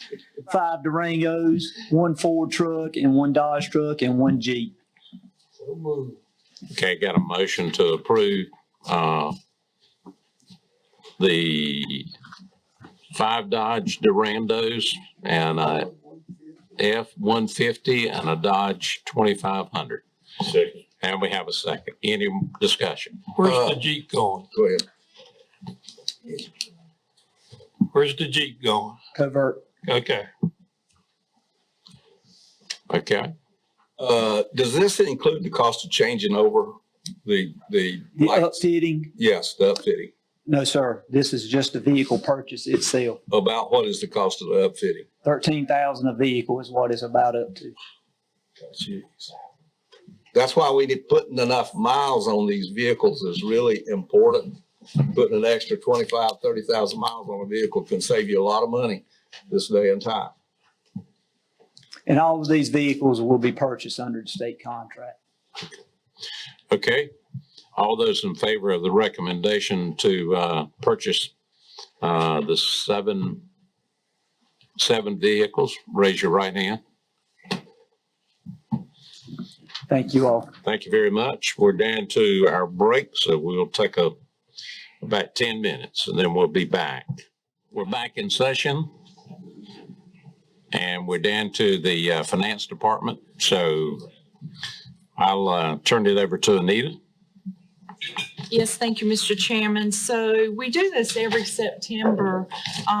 We bring forth a listing of all the purchase orders, contracts, grant agreements, things that we're obligated to fulfill that didn't commence before June 30th. So we have to carry it forward to the new year.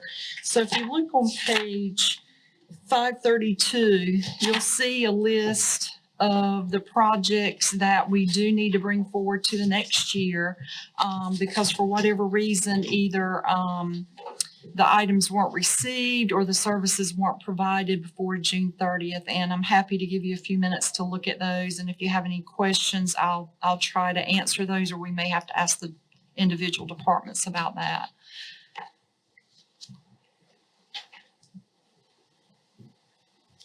Well, I have a question while we're waiting. Fund balance appropriated, is that in addition to all of the other things that are listed here? No, so because we did not spend the appropriated funds in last year to pay for these incomplete services, that money rolled into fund balance. So we're saying we need to reappropriate that money out of fund balance down to the expenditure lines to pay for the services in the new year.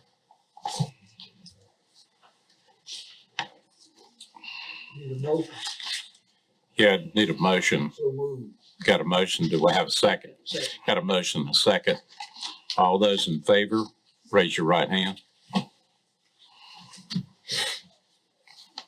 All right, you want to go to the next one, the Washington Elementary reimbursement? Yes, sir, on page 533. So the new school is about 25% complete, 24.7% complete. We spent $12,540,877 to date on the school. This is reimbursement number 8 to pay the construction contractor $3,394,480 for work performed. The grant portion of that payment will be the $2,741,000 and change. Our county shares the $652,758. And just looking for a motion to be able to pay WIMCO for the reimbursement or for their invoice and send the reimbursement to the state to request drawdown of the grant funds. I'll make that motion. Okay, we have a motion. Do I have a second? Second. Okay, and a second. Any discussion? All right, all those in favor of approving request number 8 to the tune of $3,394,480,000, raise your right hand. Those opposed? Okay. All right, we're down to Brian, you're up with the opioid litigation resolution. Thank you, Mr. Chair, members of the board. On page 547, you'll see you have a resolution. There has been a settlement with the National Opioid Settlement for 8 additional what they call secondary opioid manufacturers. There's also been a settlement with Purdue Pharma and the Sackler family. So that is entailed in this. And then there is a third supplemental agreement for the additional funds between the state of North Carolina and local government for settling those and receiving those proceeds. This is, in order for us to participate in this, the board's got to pass the resolution and which allows the chairman to execute those agreements. The resolution and participation and release forms have been reviewed by the county attorney without objection, and we recommend your approval. Okay, we have a motion. Do I have a second? Okay, and a second. Any questions? All right, all those in favor, raise your right hand. Thank you. You want to go to the ABC board appointments, Brian? Katie? Yes, sir. As you can see in your book, you have quite a few people that have shown some interest. I'm sorry, I'm trying to get there.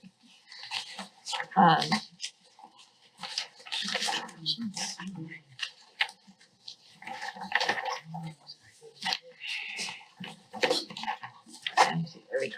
I'm sorry. We do have 5 people who are interested in filling that position. And you have the opportunity to choose one of those 5. All right, I move, are you going to do a motion? I'll make a motion, we nominate John Rebel. Second. I make a motion to nominate Mary Kay.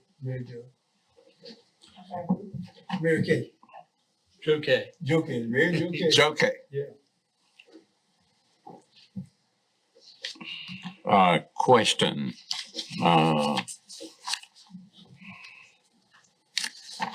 Let me make sure I've got the right one.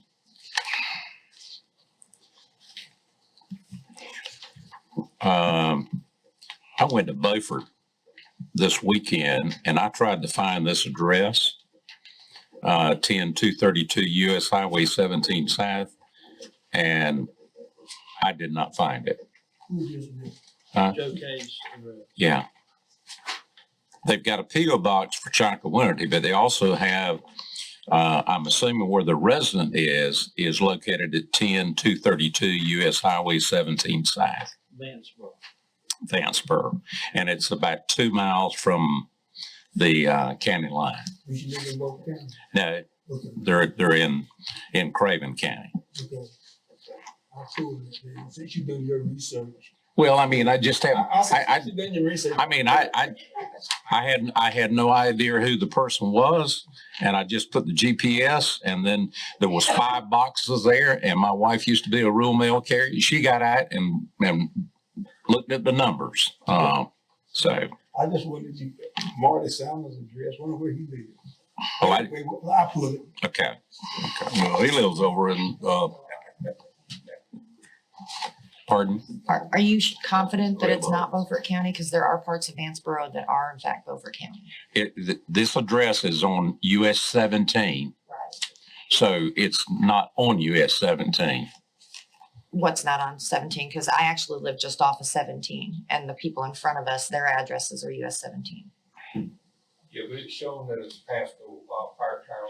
That's what I was asking. Yeah, it's 2 miles from where the fire tower is. South of Chocowinity. It's in Craven County. Then our apologies, because it should not have been submitted, because the application reads if you're a Beaufort County resident, so we apologize for that. I put it. Okay. Ed's pulled it. Well, you're controlling the, All those in favor for John Rebels to fill that position? All right, thank you. okay. All right, and then Katie, you got the next one, the voting delegate for Yes, sir. Last month, conferences. we had discussed just sort of making it permanent, what you guys have done generally in the past, that if the chairman were to go to the conference, then they would be the voting delegate. If the chairman doesn't go, it would be the vice president or vice chairman rather. And then if either of those two do not go, I would bring it back to the board and you guys could elect one of the people that would be attending a conference. Okay, well, this is what we've been doing, but we've been voting every time we go to a meeting.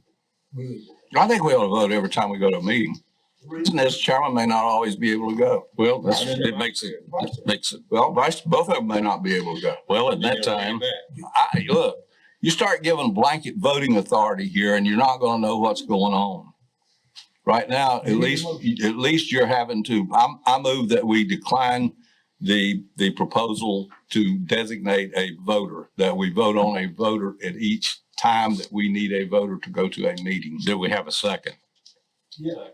Okay, we got a second. All those in favor of Hood's motion, which basically scraps this, raise your right hand. Those opposed? All right, need a motion to add a second. Second. All right, got a motion and a second to follow the recommendations that are here. Raise your right hand. Those opposed?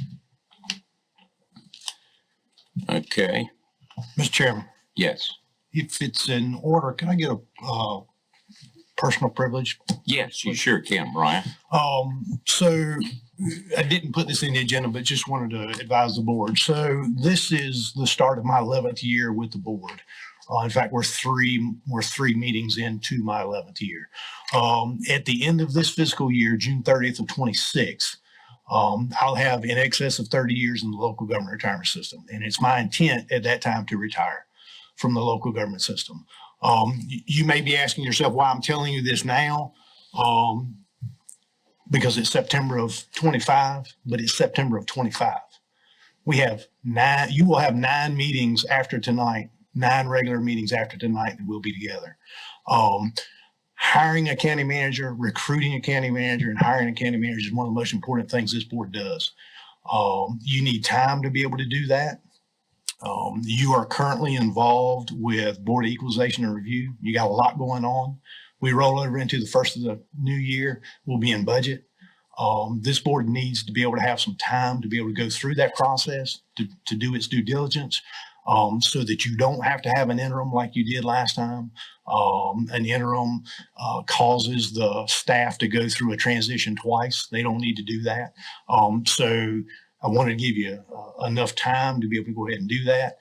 It's been a pleasure to work for the board and the citizens of Beaufort County, but it's time for me to move on. Thank you, Brian. Appreciate your years of service. Look forward to the continued months. And it is, I can tell you that it's the most important decision we have to make.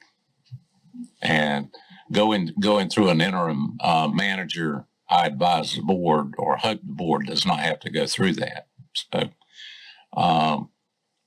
we'll put it on the agenda and be thinking about, if we want to proceed with maybe the state association being our guide through the process on searching. And they will certainly do that. They certainly provide those services and be glad to help you with that. Okay. All right. Okay, the next item is mine. As you well know, we had this 19 counties that got together on Morehead City. Basically, it is a public body. It's going to operate as a public body. There is no paid lobbyist. They're not asking for any kind of membership fees or any money from any of the counties, other than the fact that they're trying to have this coalition in effect to be able to address additional regulatory issues that pop up as it relates to the seafood industry that affects our commercial fishermen. We do need action in order for us to continue to participate. And I'll make that motion that we join the North Carolina Coastal Counties Fisheries Coalition. Any other questions? Okay, all those in favor, raise your right hand.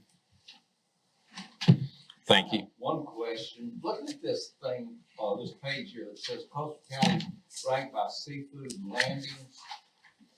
And then it has pounds and value. Pender County has $2 million in value, but unless I can't see straight, it's not listed under pounds landed.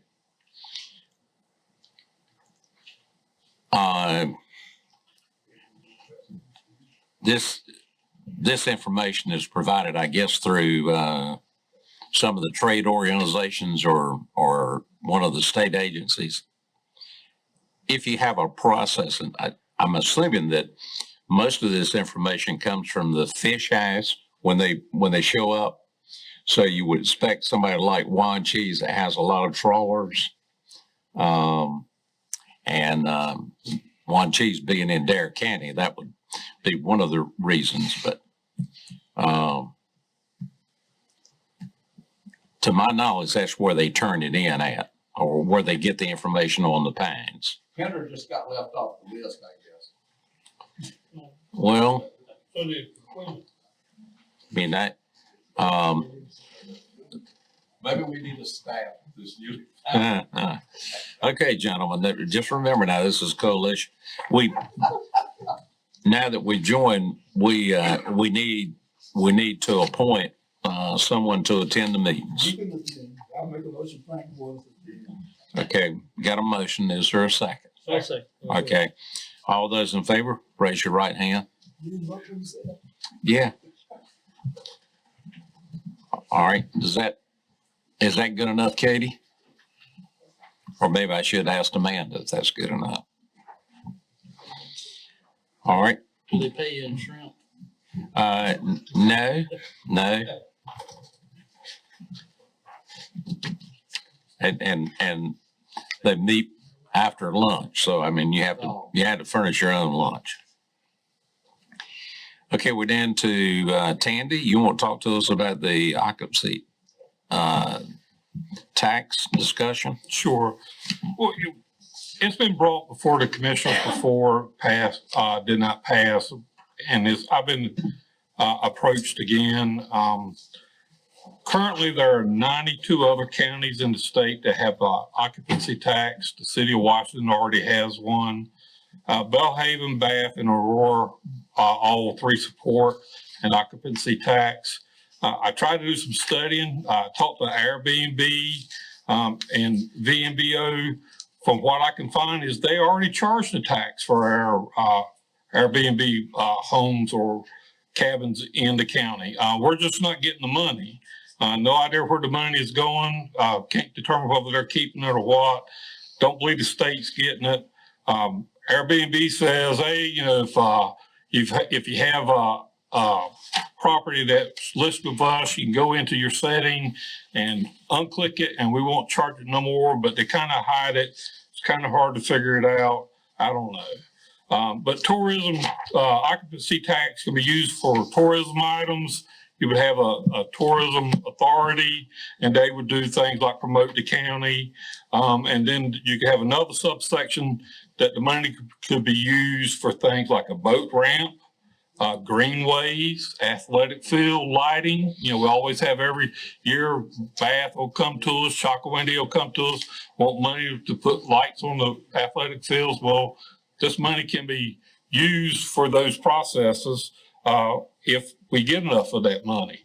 And now there is some work that has to be done, and I believe that there is some money that can be cut off the top of the occupancy tax that goes to the county to manage the accounting purposes of this.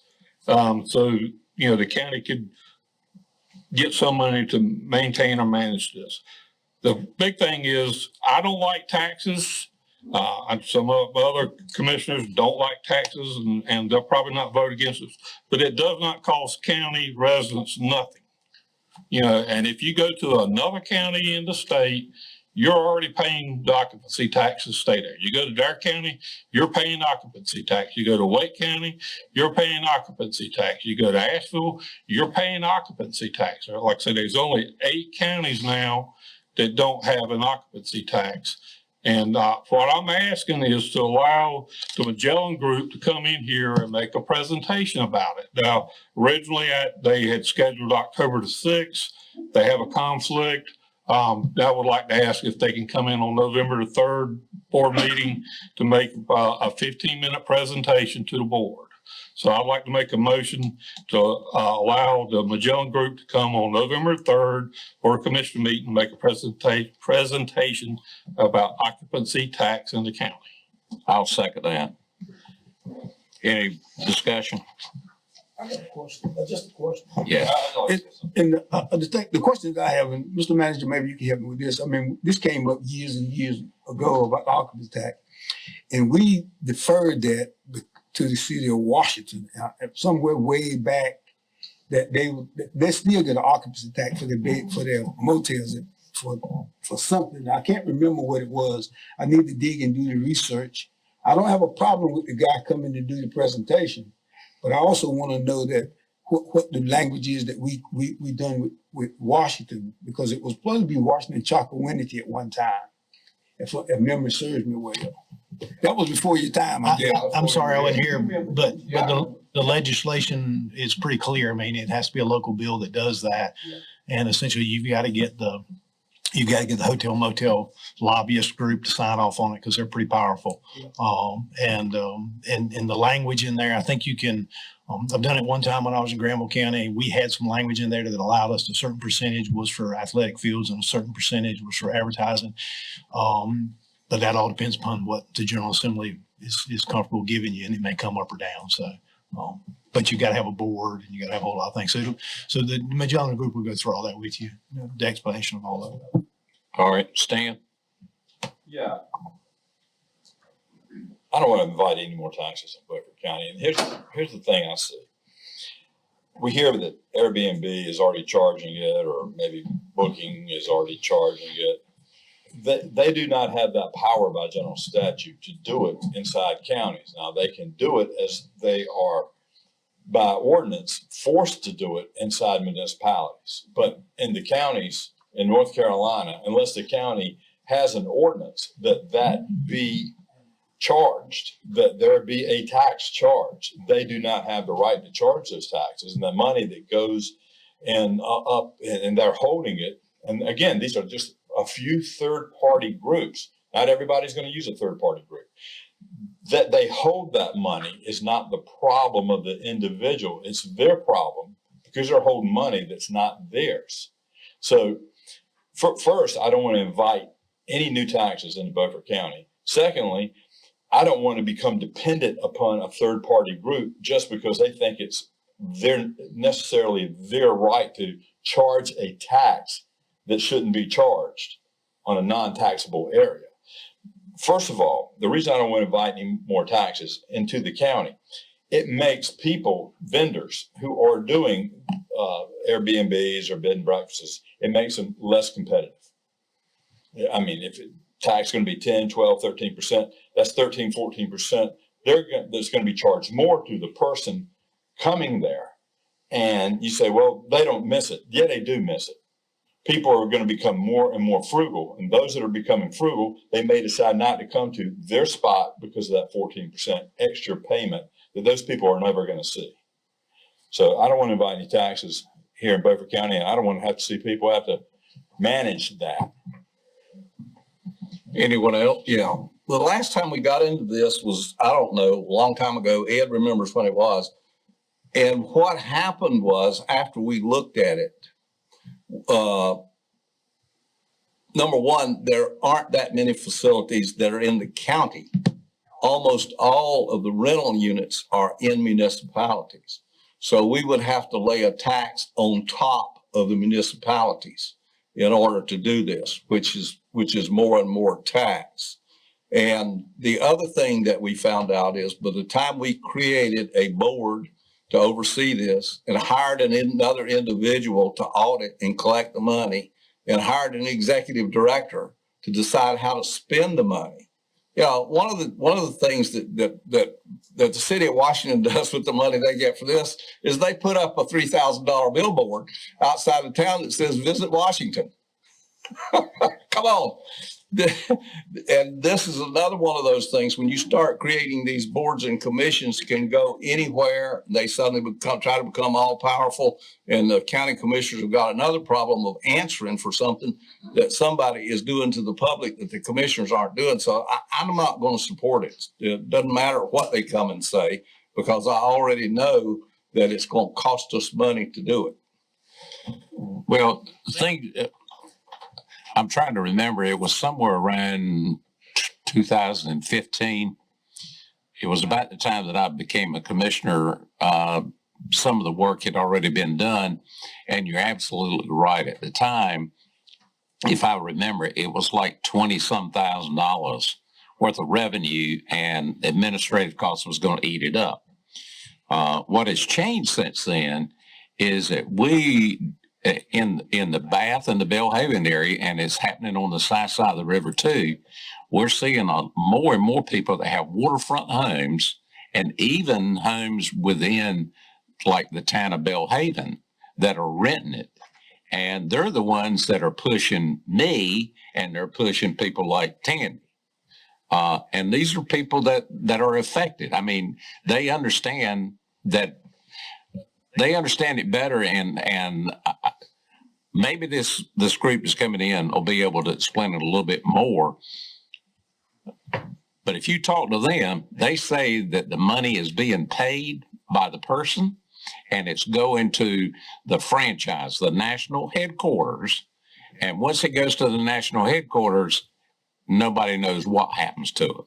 I think that's called fraud. Well, where I'm from, that's fraud. If you're collecting a tax and you're not authorized to correct a tax, that's called fraud. Well, we're not looking for a way to try to take them to court. What we're doing is trying to find a way that we can say then that you've got to send it to to this authority in Beaufort County. And I'm assuming it's based on zip code. And that's what happens with the hotels and everything in the city of Washington, is the money flows to them. It flows to the state, if I understand it correctly, and then the state sends the money to the authority. No, this is a local tax, and the state treasurer doesn't collect local taxes. He collects statewide taxes. It is up to the county to audit and enforce, and the vendor sends the money directly to the county. Well, I'm not sure about that, but anyway, I think it's right there on the site. May I suggest that you pull up the tax collection site? I've got the information right here. I printed it out this morning somewhere, and it says that. And he's very clear about saying the North Carolina Treasurer. Get on the North Carolina Treasurer's website and see what he says. He says, we don't collect it. Okay. Very, very plainly. Even for the authorities that are already in existence. Okay. All right. Anybody else before we take a vote? Yes. Say something. Well, for Tandy. Tandy, I'll support what you're trying to do here, but there's a sentence in here that I will not support. And I don't want to discuss a letter that was sent to nobody else. We don't have nothing to do with that. We want to help the people that ask you to do this. Now, this guy come in discussing a letter that was sent to El Hotel. That's the next thing. Well, it's on this one here too, but anyway, I'll support. No, it's another item. Okay, go ahead. Next. I'm on the wrong one. Okay. One more comment. Somebody good. Good. I'll try. Ed. Okay, you made mention that it was the town of Bath, Belhaven was having a problem. Bath may be having a problem. They are a corporate municipality. They can form their own ordinance to collect this money, and then they can do with it what they wish. We represent the people outside of these corporate municipalities, and we represent the people inside the corporate municipalities, but not to the extent of overtaxing them. So I think it would be incumbent upon us to think this through very, very deeply before we put people outside of these corporate municipalities who don't want to be brought into this jurisdiction of having to give up their ability to deal on a regular basis and a competent, competitive basis with other people in other parts of the nation. Hood's right. It's fraud. It's fraud if they are collecting money and keeping it at the corporate office and nobody gets it. And fraud needs to be stopped in government and in business in this nation, because nobody knows where the lines are drawn anymore, what's fair and what's not fair, what's law and what's not law. And I will submit to you, there's a whole different Justice Department up there right now. And this is the kind of thing FBI does because it's crossing state lines. Right, right. So you never know that the FBI may stop worrying about J6 and start worrying about fraud again. So this would be a good thing. Okay. Aren't we just voting to have this come in? Yes, yes, okay. All right, all those in favor of the motion to invite the Magellan Group to come in on November the 3rd, raise your right hand. Those opposed? All right, gentlemen, we're going to move to the next item, and Tandy, that's yours, the inspection of hotels, bed and breakfast locations.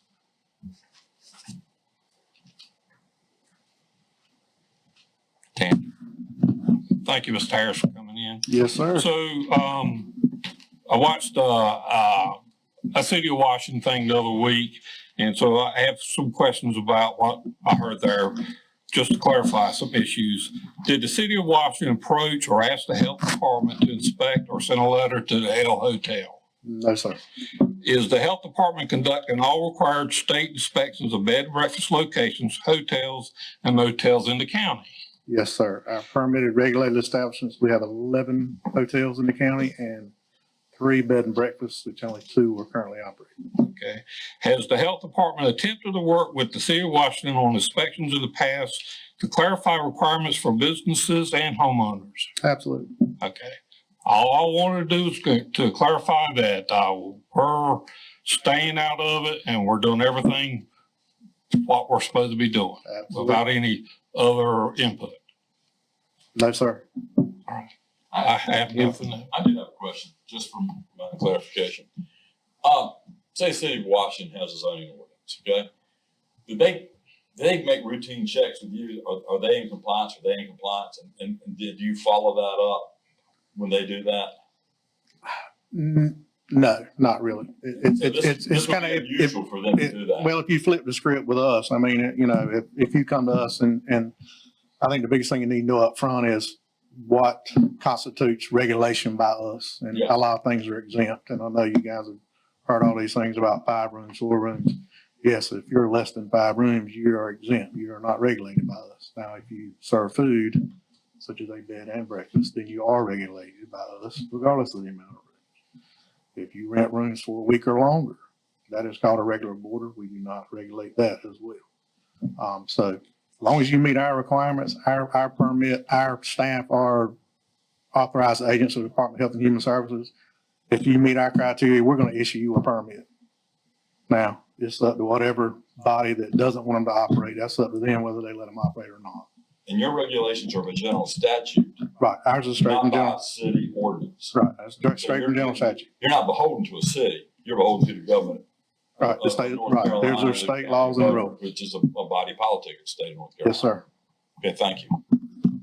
I appreciate you coming in. Sorry I had to stay late. You can come in 5 minutes late tomorrow. That's right. Thank you. Yes, sir. You finished, Tandy. All right, Hood, you're up. Okay, the first item here is talking about the Winston-Salem Forsyth School District's $46 million shortfall.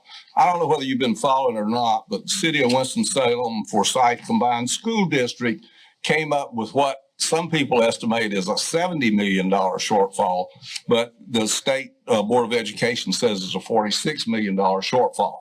It got so bad that they couldn't write checks to pay the bills.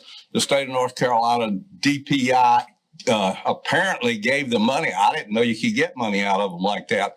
But now DPI, according to recent news articles, is chasing them to get their money and telling them that they have to pay them back, and they put an interest rate on it at the DPI board meeting this past week or so. But what happened in that school district is total mismanagement. where the school system did not cut back when COVID ended. They for some reason, there's bonuses in the school system, and they gave bonuses to employees. And we need to find out ourselves how much bonus the Beaufort County school system is giving and what they're giving it for.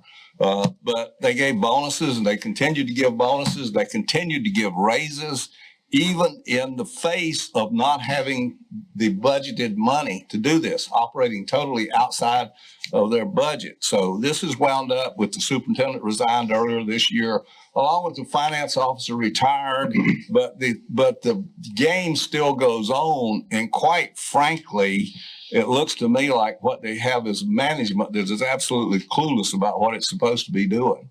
So, the question is, could that happen in Beaufort County? And the answer is yes. And here's the reason it could happen in Beaufort County. And it's because we're doing the same things the Beaufort County Board of County Commissioners were doing. We are refusing to ask for the right information. We are refusing to get an audit of the school board. Oh, and this board probably didn't know this because it's never come up before. There's a recommended amount of fund balance that the school board is supposed to have based upon DPI's recommendation. Does anybody know what that is? It's been set for Beaufort County. No, we don't. We are clueless. We do not ask for audits. We do not ask for how money is spent. We do not look to see what their fund balance is. And we do not look to see whether they're operating inside their budget by requiring the school board to give us their audits every year. So yes, this could happen in Beaufort County. And it's because our board is acting just like the city of Winston-Salem Forsyth School Board, and that is not doing your job. That particular school system has 56,000 students. It is a large school system. Ours is 10 times larger than Beaufort County. So I'll just alert you guys right now. We need to take a look at what we are doing and how we're handling the school board and this business that we've been doing for the last 10 years or so of dumping the money and running and saying they can spend it however they want to does not work, and it's not going to work in the long run. The truth of the matter is we don't know how they're spending the money that we collect using the police power of the state from our citizens. So we need to be more responsible to our electorate than what we are. If anybody has any comments. Yes, sir. If you remember, it's been 4 to 5 years ago, I started looking at the operate money that we were sending to the school system and looking at the number of students they had. And we started trying to do the same thing that the state does, that the state sends X number of dollars down here to Beaufort County based on the school enrollment. And so for the last 4 years, and this last one that we just approved budget, we basically have looked at that and we've adjusted and increased the amount on a per student basis by about 3% a year. So we are tracking it and saying as the student population comes down, we're not going to give you the same amount of money that you got last year. So the operating money that they've got has I know for 4 years, the last number that I had, we increased it, was it 18%? And so it was between 3 and 4%. So we are looking at it a little bit different. The other thing is that I think, and I don't know who came up with this, but Anita sends the school system money on a monthly basis. So we don't send it. And I asked her when I saw it was on the agenda, I said, being an old banker, let me ask you a question. And she said, what's that? I said, does the school system ever call you up and say, I need the money. I need my money a week in advance? And because that's the signal that they're having financial problems. So we've not had that. And I don't know who came up with that policy, but that's a good policy to take the budget and send it to the school system on a monthly basis. And I really feel like that, we've come up with a system that's fair. And I don't think they can argue with that. I mean, everybody wants more money, but if the enrollment goes down, you can't send the same amount of money. I mean, everybody's faced with inflation. So we're trying to adjust for inflation, but we're still looking at the enrollment. So much per student. Yeah, I'd just like to see a copy of their annual audit, and I would like to see their fund balance presented as a fund balance, which they never do. And I asked for a lot of information on the last 2 or 3 budgets, and I've never gotten it, mainly because the superintendent just ignores you and goes on and does what he wants to do. And I can assure you when that comes up this year, we're going to have a different ball game than what we have had in the past, because I'm going to get the information that we need to see what's really going on in the school system. While I agree with what you said, Mr. Chairman, I still don't think we're doing enough.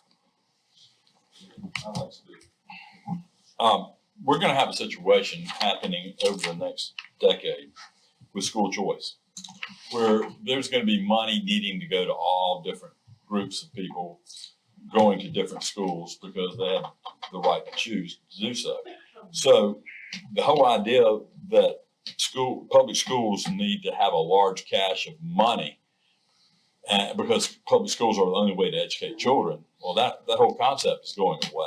If it hasn't gone away already, and that's partly the reason why the school population is dipped so precipitously over the last number of years. When I became a commissioner, there was 7,200 students in the public schools. Now there's around 5,500. And that's going to be the way of things until they straighten out the way they educate children there and do a better job. So they better be ready. Okay. Scores are up. And, this is just another case of Mr. Richardson taking a bad story from somewhere in the world and crowbarring it into Beaufort County. The state auditor is also on the, he's looking about some numbers about the Battleship North Carolina. I can't wait to hear how Mr. Richardson compares the Battleship North Carolina to something in Beaufort County. Okay, we're down to poor service at the ECU Health Emergency Room. Okay, look, the last time this was brought up, I think Commissioner Langley is on a board over there, and he was going to give us a report on this. Okay, I had a talk with the staff, and first of all, the first question I asked was the answer to where you said someone was waiting in the ED department and they died. That's not true. That is not true, and I asked them, and they specifically said no. Basically, people who pass in the ER most time are on their way out when they get to the ER, but there's nobody who just sits around in the ER and are unattended, because once they first check in, they go into triage, and right from triage, whatever kind of assistance they needed, it begins then. And when you look at the ER as a whole, you have to look at the lobby as well as behind the closed doors as far as who's being treated for what. If you're like me, my mother is old and I'm in and out of the ER a whole lot. And a lot of times you will see people with blood pressure cups on and all these different things where they are being treated. But they have, I'll give you this example. If you went in today and you said, I have pain, one of the first questions they would ask you is, where's the pain? And on a scale of 1 to 10 or a scale of 1 to 5, how intense is your pain? And they will begin working with you based upon that. And what I want to say is ECU Health in our region sees 1.4 million residents. And as far as the Beaufort Emergency Department, since Martin General closed, they are seeing an uptick of 120 patients per month. And being in the emergency business, you can't plan for it. There's no way in this world that you can plan. You can be having a perfect evening. Let me show you this analogy. It's like at a fast food restaurant, everything is fine. they're getting the orders in and they're getting the orders out. And then all of a sudden a bus comes and that throws everything off balance. And one of the things that we also have to realize is whether you have Washington County, Chowan County, Terrell, High, all of those can be in transit to ECU Health, the main building. But if their situation gets worse, then they are stopping right at our ED. So it is a constant motion in the ER. You got to think about this. In rural healthcare, worsening chronic conditions, increased capacity level, staffing shortfalls, and long wait time. And when I say staffing shortfall, I'm not saying they're not staffed with everybody they need. What I'm saying is they can't have 2 or 3 of a lot of things. I mean, you will find that in just about any work environment. How can you plan for sickness? How can you plan for emergencies? But I will show you this. I have some other things here, but the Facebook page from our ED, I'll read this one. I want to post an appreciation post to the nurse and doctor who I saw in the Washington ER this morning, 7/19/25. Everyone in the ER was nice. The triage nurse took me back, saw what was wrong, and she acted immediately and had the doctor in there and got me in the back fast. I was in a lot of pain. They worked quickly. It was the fastest I've ever been to the back. So if anyone knows the tragedy nurse with the long burgundy hair at the Washington Hospital and the doctor who was on at 11:45 shift this morning, please thank them for me. As mothers, we sometimes put ourselves last. I couldn't wait to tell the doctors on Monday about my experience. Thank you, ECU Emergency Washington. Then it has the lady's name. And there's 2 others that I had here. But basically what I'm saying is they prioritize everything that they do. There are a lot of people who don't have health insurance. And the ED is one of those places that if you go, they have to see you. And one of the other things you have to realize, a lot of people who come to the ED, it's not really an emergency. And I want to say that there is a virtual line, www.ecuhealth.virtual-care/ that you can call into and get treatment and get care. And the actual cost is $50. $50. But most people with insurance, their insurance will pay the deductible, but that will save you wait times in the ED department. One of the problems that the ED has to do is how do you separate emergencies from non-emergencies? Anybody who comes into that ED, they have to see them. They have to see them. So if you come in because you cut your finger, but somebody needs to go through stroke protocol or heart attack protocol, that's going to get all the attention. So if you have to sit there for a number of hours, that should be understandable. I have sat in that ER 6 hours with my mother. So I know what it's like in there. And the whole time that once she gets in the back, I'm one of those people, I watch everything. I don't talk a lot, I watch a lot.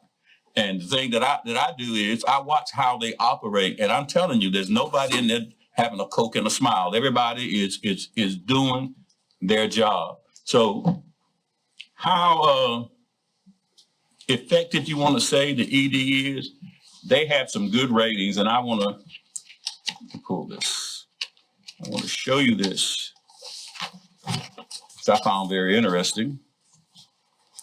All right, they have a Stroke Gold Plus with a target of type 2 diabetes. And they're on the honor roll for that. Rural Stroke Gold. They have a gold. If you're looking at the gold, silver, and bronze, I should have said that in the beginning. They have a gold ranking as far as treating strokes.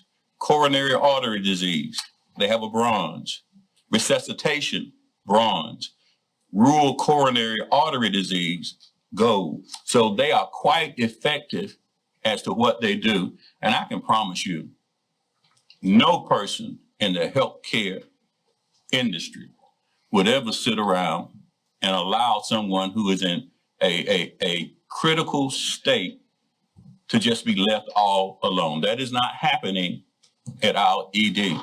And I want everybody to understand, when you go to the emergency department, and for those who have been, you will attest to, they are Johnny on the spot. If you are in acute pain, they will be right there with you and they will do what needs to be done. Okay, well, yeah, well, I appreciate that. Nature of the complaints was the length of time that they had to stay there. Some of them 6 and 8 hours like you were talking about. So do you think that the opening of Martin General is going to take some of the load off us? I think so. I think so. And I want to say this, if you think the ED department and Beaufort is bad, go to Pitt, go to Greenville, and you will see it entirely different, because especially in the ED, you will find people who say they're 12 hours, 14 hours before they can actually go into the back. This is a nationwide problem. And I don't know if it's ever going to get better. But I think one of the driving engines is because when you go to the ED, whether you have insurance or whether you don't have any money, they have got to see you.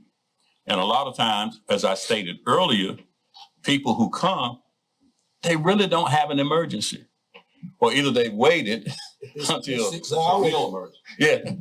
And then they show up. And the last thing I would say is, just because EMS brings you in does not automatically put you at the front of the line. So please don't think if you call 911 and EMS carries you to the ED that you're going to get in front of everybody else who's already been sitting there. But I'm telling you, the protocol is the same. They will do the most acute things first and work their way down. They will triage and they will assist you and make sure that you're in good shape, that you can make it until they can get to you. But nobody is just left unattended. That's the most important thing I want everybody to understand, is nobody is left unattended. Brian? I was just going to take you back one when you finish with that, please. Okay. Saturday night, a week ago, the chairman was in Washington in the parking lot, and he stepped off the curb, and the first thing to hit and only thing to hit was his face. Everybody, it was behind the Mulberry. There was probably 10 people that ran to me pretty fast. Everybody wanted to call 911. Everybody thought I was knocked out. I was bleeding a lot. But you know, if you get hit on your head anywhere, and I had about 5 spots that were bleeding. And my daughter, we were meeting my daughter and husband for dinner. And I was insisted that I go to the emergency room. So I went with my wife. We were there for 3 hours. And the first thing I'll tell you is that when we went back immediately, and the nurse checks my vitals, made sure everything, basically what was wrong with me. And within about 15 minutes, there was a lady that came in. I say a lady, was a young lady with a wheelchair, and she put me in the wheelchair, and she took me back, did a CT scan of my neck and my head. We went back. So all of that happened. But what I observed is just like you were saying, in that waiting room, I thought I was probably the worst. I know I was the worst looking person in there, because, Kathy kept running and getting stuff out of the bathroom so I could wipe the blood off. So I think you're absolutely right. And so I thought to myself, Kathy, go to my truck and get my smartphone, and I'm going to look it up on my chart, or she did. And she read it to me. I didn't have anything broken. That was at 10 o'clock. Been in there 3 hours. Nothing was broken. That was the only reason that I went at the advice of my healthcare provider, my wife. So I went to the front desk and I signed a release form and I left. They put you in different stages. And when I got ready to sign a release form, she says, we do have some chairs in all the rooms are full back here, but we do have chairs. I can move you closer. And I said, ma'am, no, I see that nothing's broken. So I signed a release form and I went home. But all you got to do is go spend on a Saturday night 2 or 3 hours and you can see what goes on. It's still being used by a lot of people as a doctor's office. But what I don't understand is East Carolina's facility right behind the hospital, I still call it Pamlico Internal Medicine, is a walk-in clinic on Saturday and Sunday both. Why we can't educate and get our people to go in. One person in that emergency room Saturday night wanted a COVID shot or test. I guess it was maybe a COVID test. I mean, we still got to do some educational stuff to try to get some of the people out of there. But I can rest you assured, I didn't see anybody sitting out there that was on the verge of dying. So I have one thing to say. Whether by general statutes or national codes or whatever, there's a lot of low-hanging fruit in correcting the medical industry. A whole lot of low-hanging fruit. Hearing you guys talk, a lot of low-hanging fruit. Okay. Is that Yeah, take care of that for me. Okay. okay? You want to go to the next item? The next item is enjoyment fraud charges. Last time I keep asking questions about this and nobody has answers. So during the last week or two, I put a fair amount of time in trying to figure out what's going on. And supposedly when things are filed in a court case, now it goes on the computer and you can sit in your office and you can get online and you can see what the status of that case is and what's been filed and all that sort of thing. Well, we've got a case of fraud, more than $500,000 known out there and involving government money. And when you get online and try to see what's going on, what you find out is there's less information from the online version of the case than there was when I could go to the courthouse and ask for the file and go through the files. And so this makes me suspicious on a 3-year lawsuit when the plaintiff has requested discovery and over a year ago, and you go and look at the file and there's no discovery in the file. There's no filings, there's no pleadings, there's nothing in the file. This makes me very suspicious that we've got a case that's going to be settled somewhat secretly, and the public will never know all the details and never really know what happened because they settle a lot of those things by requiring that everybody not divulge the amount of the settlement. So I talked to the district attorney, as the county attorney suggested, and he said, I can't tell you anything. So there we are. You have got what is a very suspicious looking case that's set up there that looks like it might be settled in the back room somehow or another where government money has been stolen, going on 3 years, which is far too long for a case like this to go on. And the public should be alert and the public should be aware there's hanky-panky going on with this case. So be sure and talk to the attorneys that are involved in this, and be sure and talk to the district attorney that's involved in this.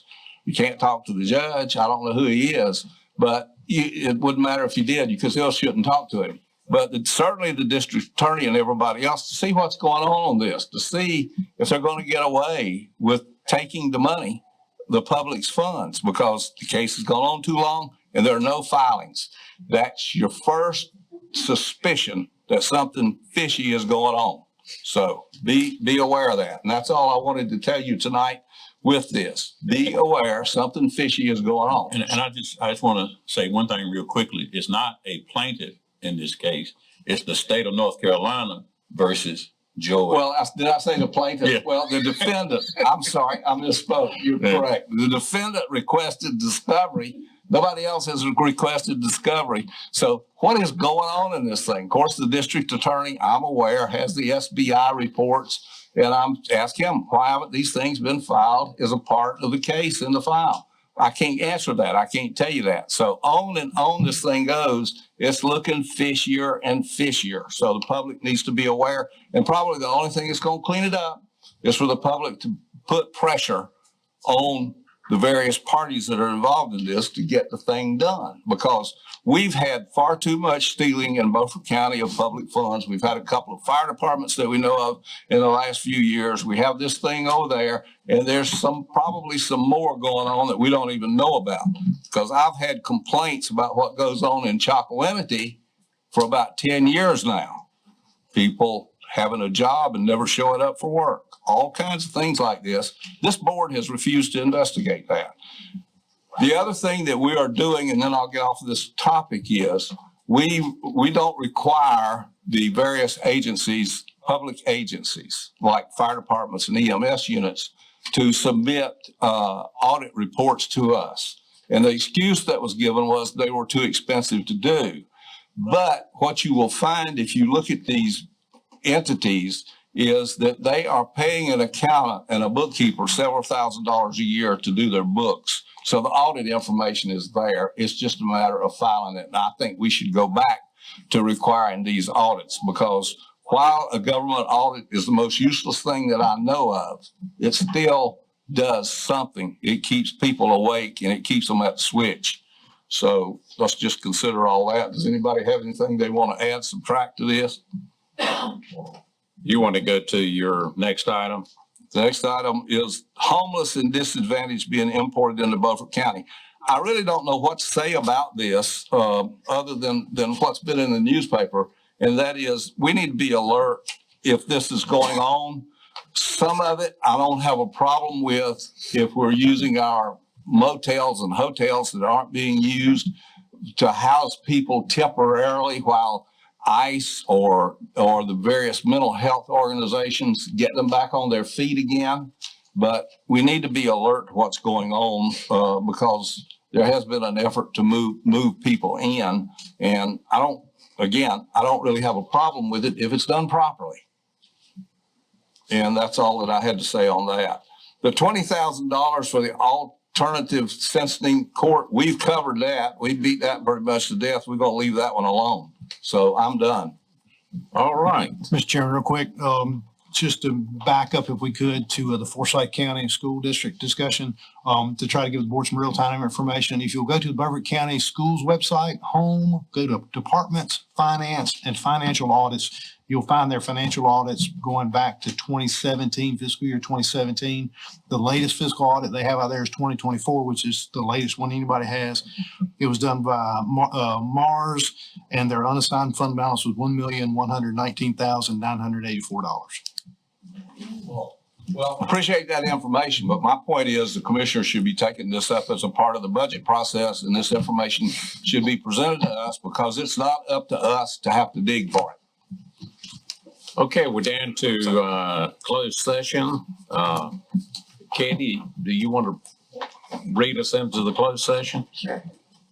A motion is needed to go into closed session under property acquisition to establish or to instruct the public body, staff, or negotiation agent concerning the position to be taken by or on behalf of the public body in negotiating the price and other material terms of a contract or proposed contract for the acquisition of real property by purchase, option, exchange, or lease. Okay, got a motion to go in closed session. Do I have a second? All those in favor, raise your right hand. Okay, we're coming back out of closed session. I need a motion to come out of closed session. So moved. Second. Got a motion and a second. All those in favor, raise your right hand. Thank you. Is there any commissioner, wait a minute, any commissioner that wants to make a comment? I would. Last few meetings, commissioners and audience at home watching, I've had to stand at these meetings. I just want to explain it all to you and you. I cannot sit. I have a way of sitting at home where I keep my legs parallel with my hind parts, and I'm fine. Can't do that here. So I stand at these meetings, and that's the way it's going to have to be till I have an operation on the 25th. And I'll be back hopefully on the 6th. If I can, I'll miss that meeting. If we can patch me in, that'd be great. But we'll see what happens. Thank you. Thank you. It's rudimentary. They're going to put a titanium rod in my femur and bolt it in some way to a socket and to my hip. And hopefully I'll be fine. Go to your brain, you'll be all right. Sometimes my brain's kind of close to there. I got some comments. All right. That's it. Okay, I need a motion to adjourn. Motion to adjourn. Okay, all those in favor, raise your right hand.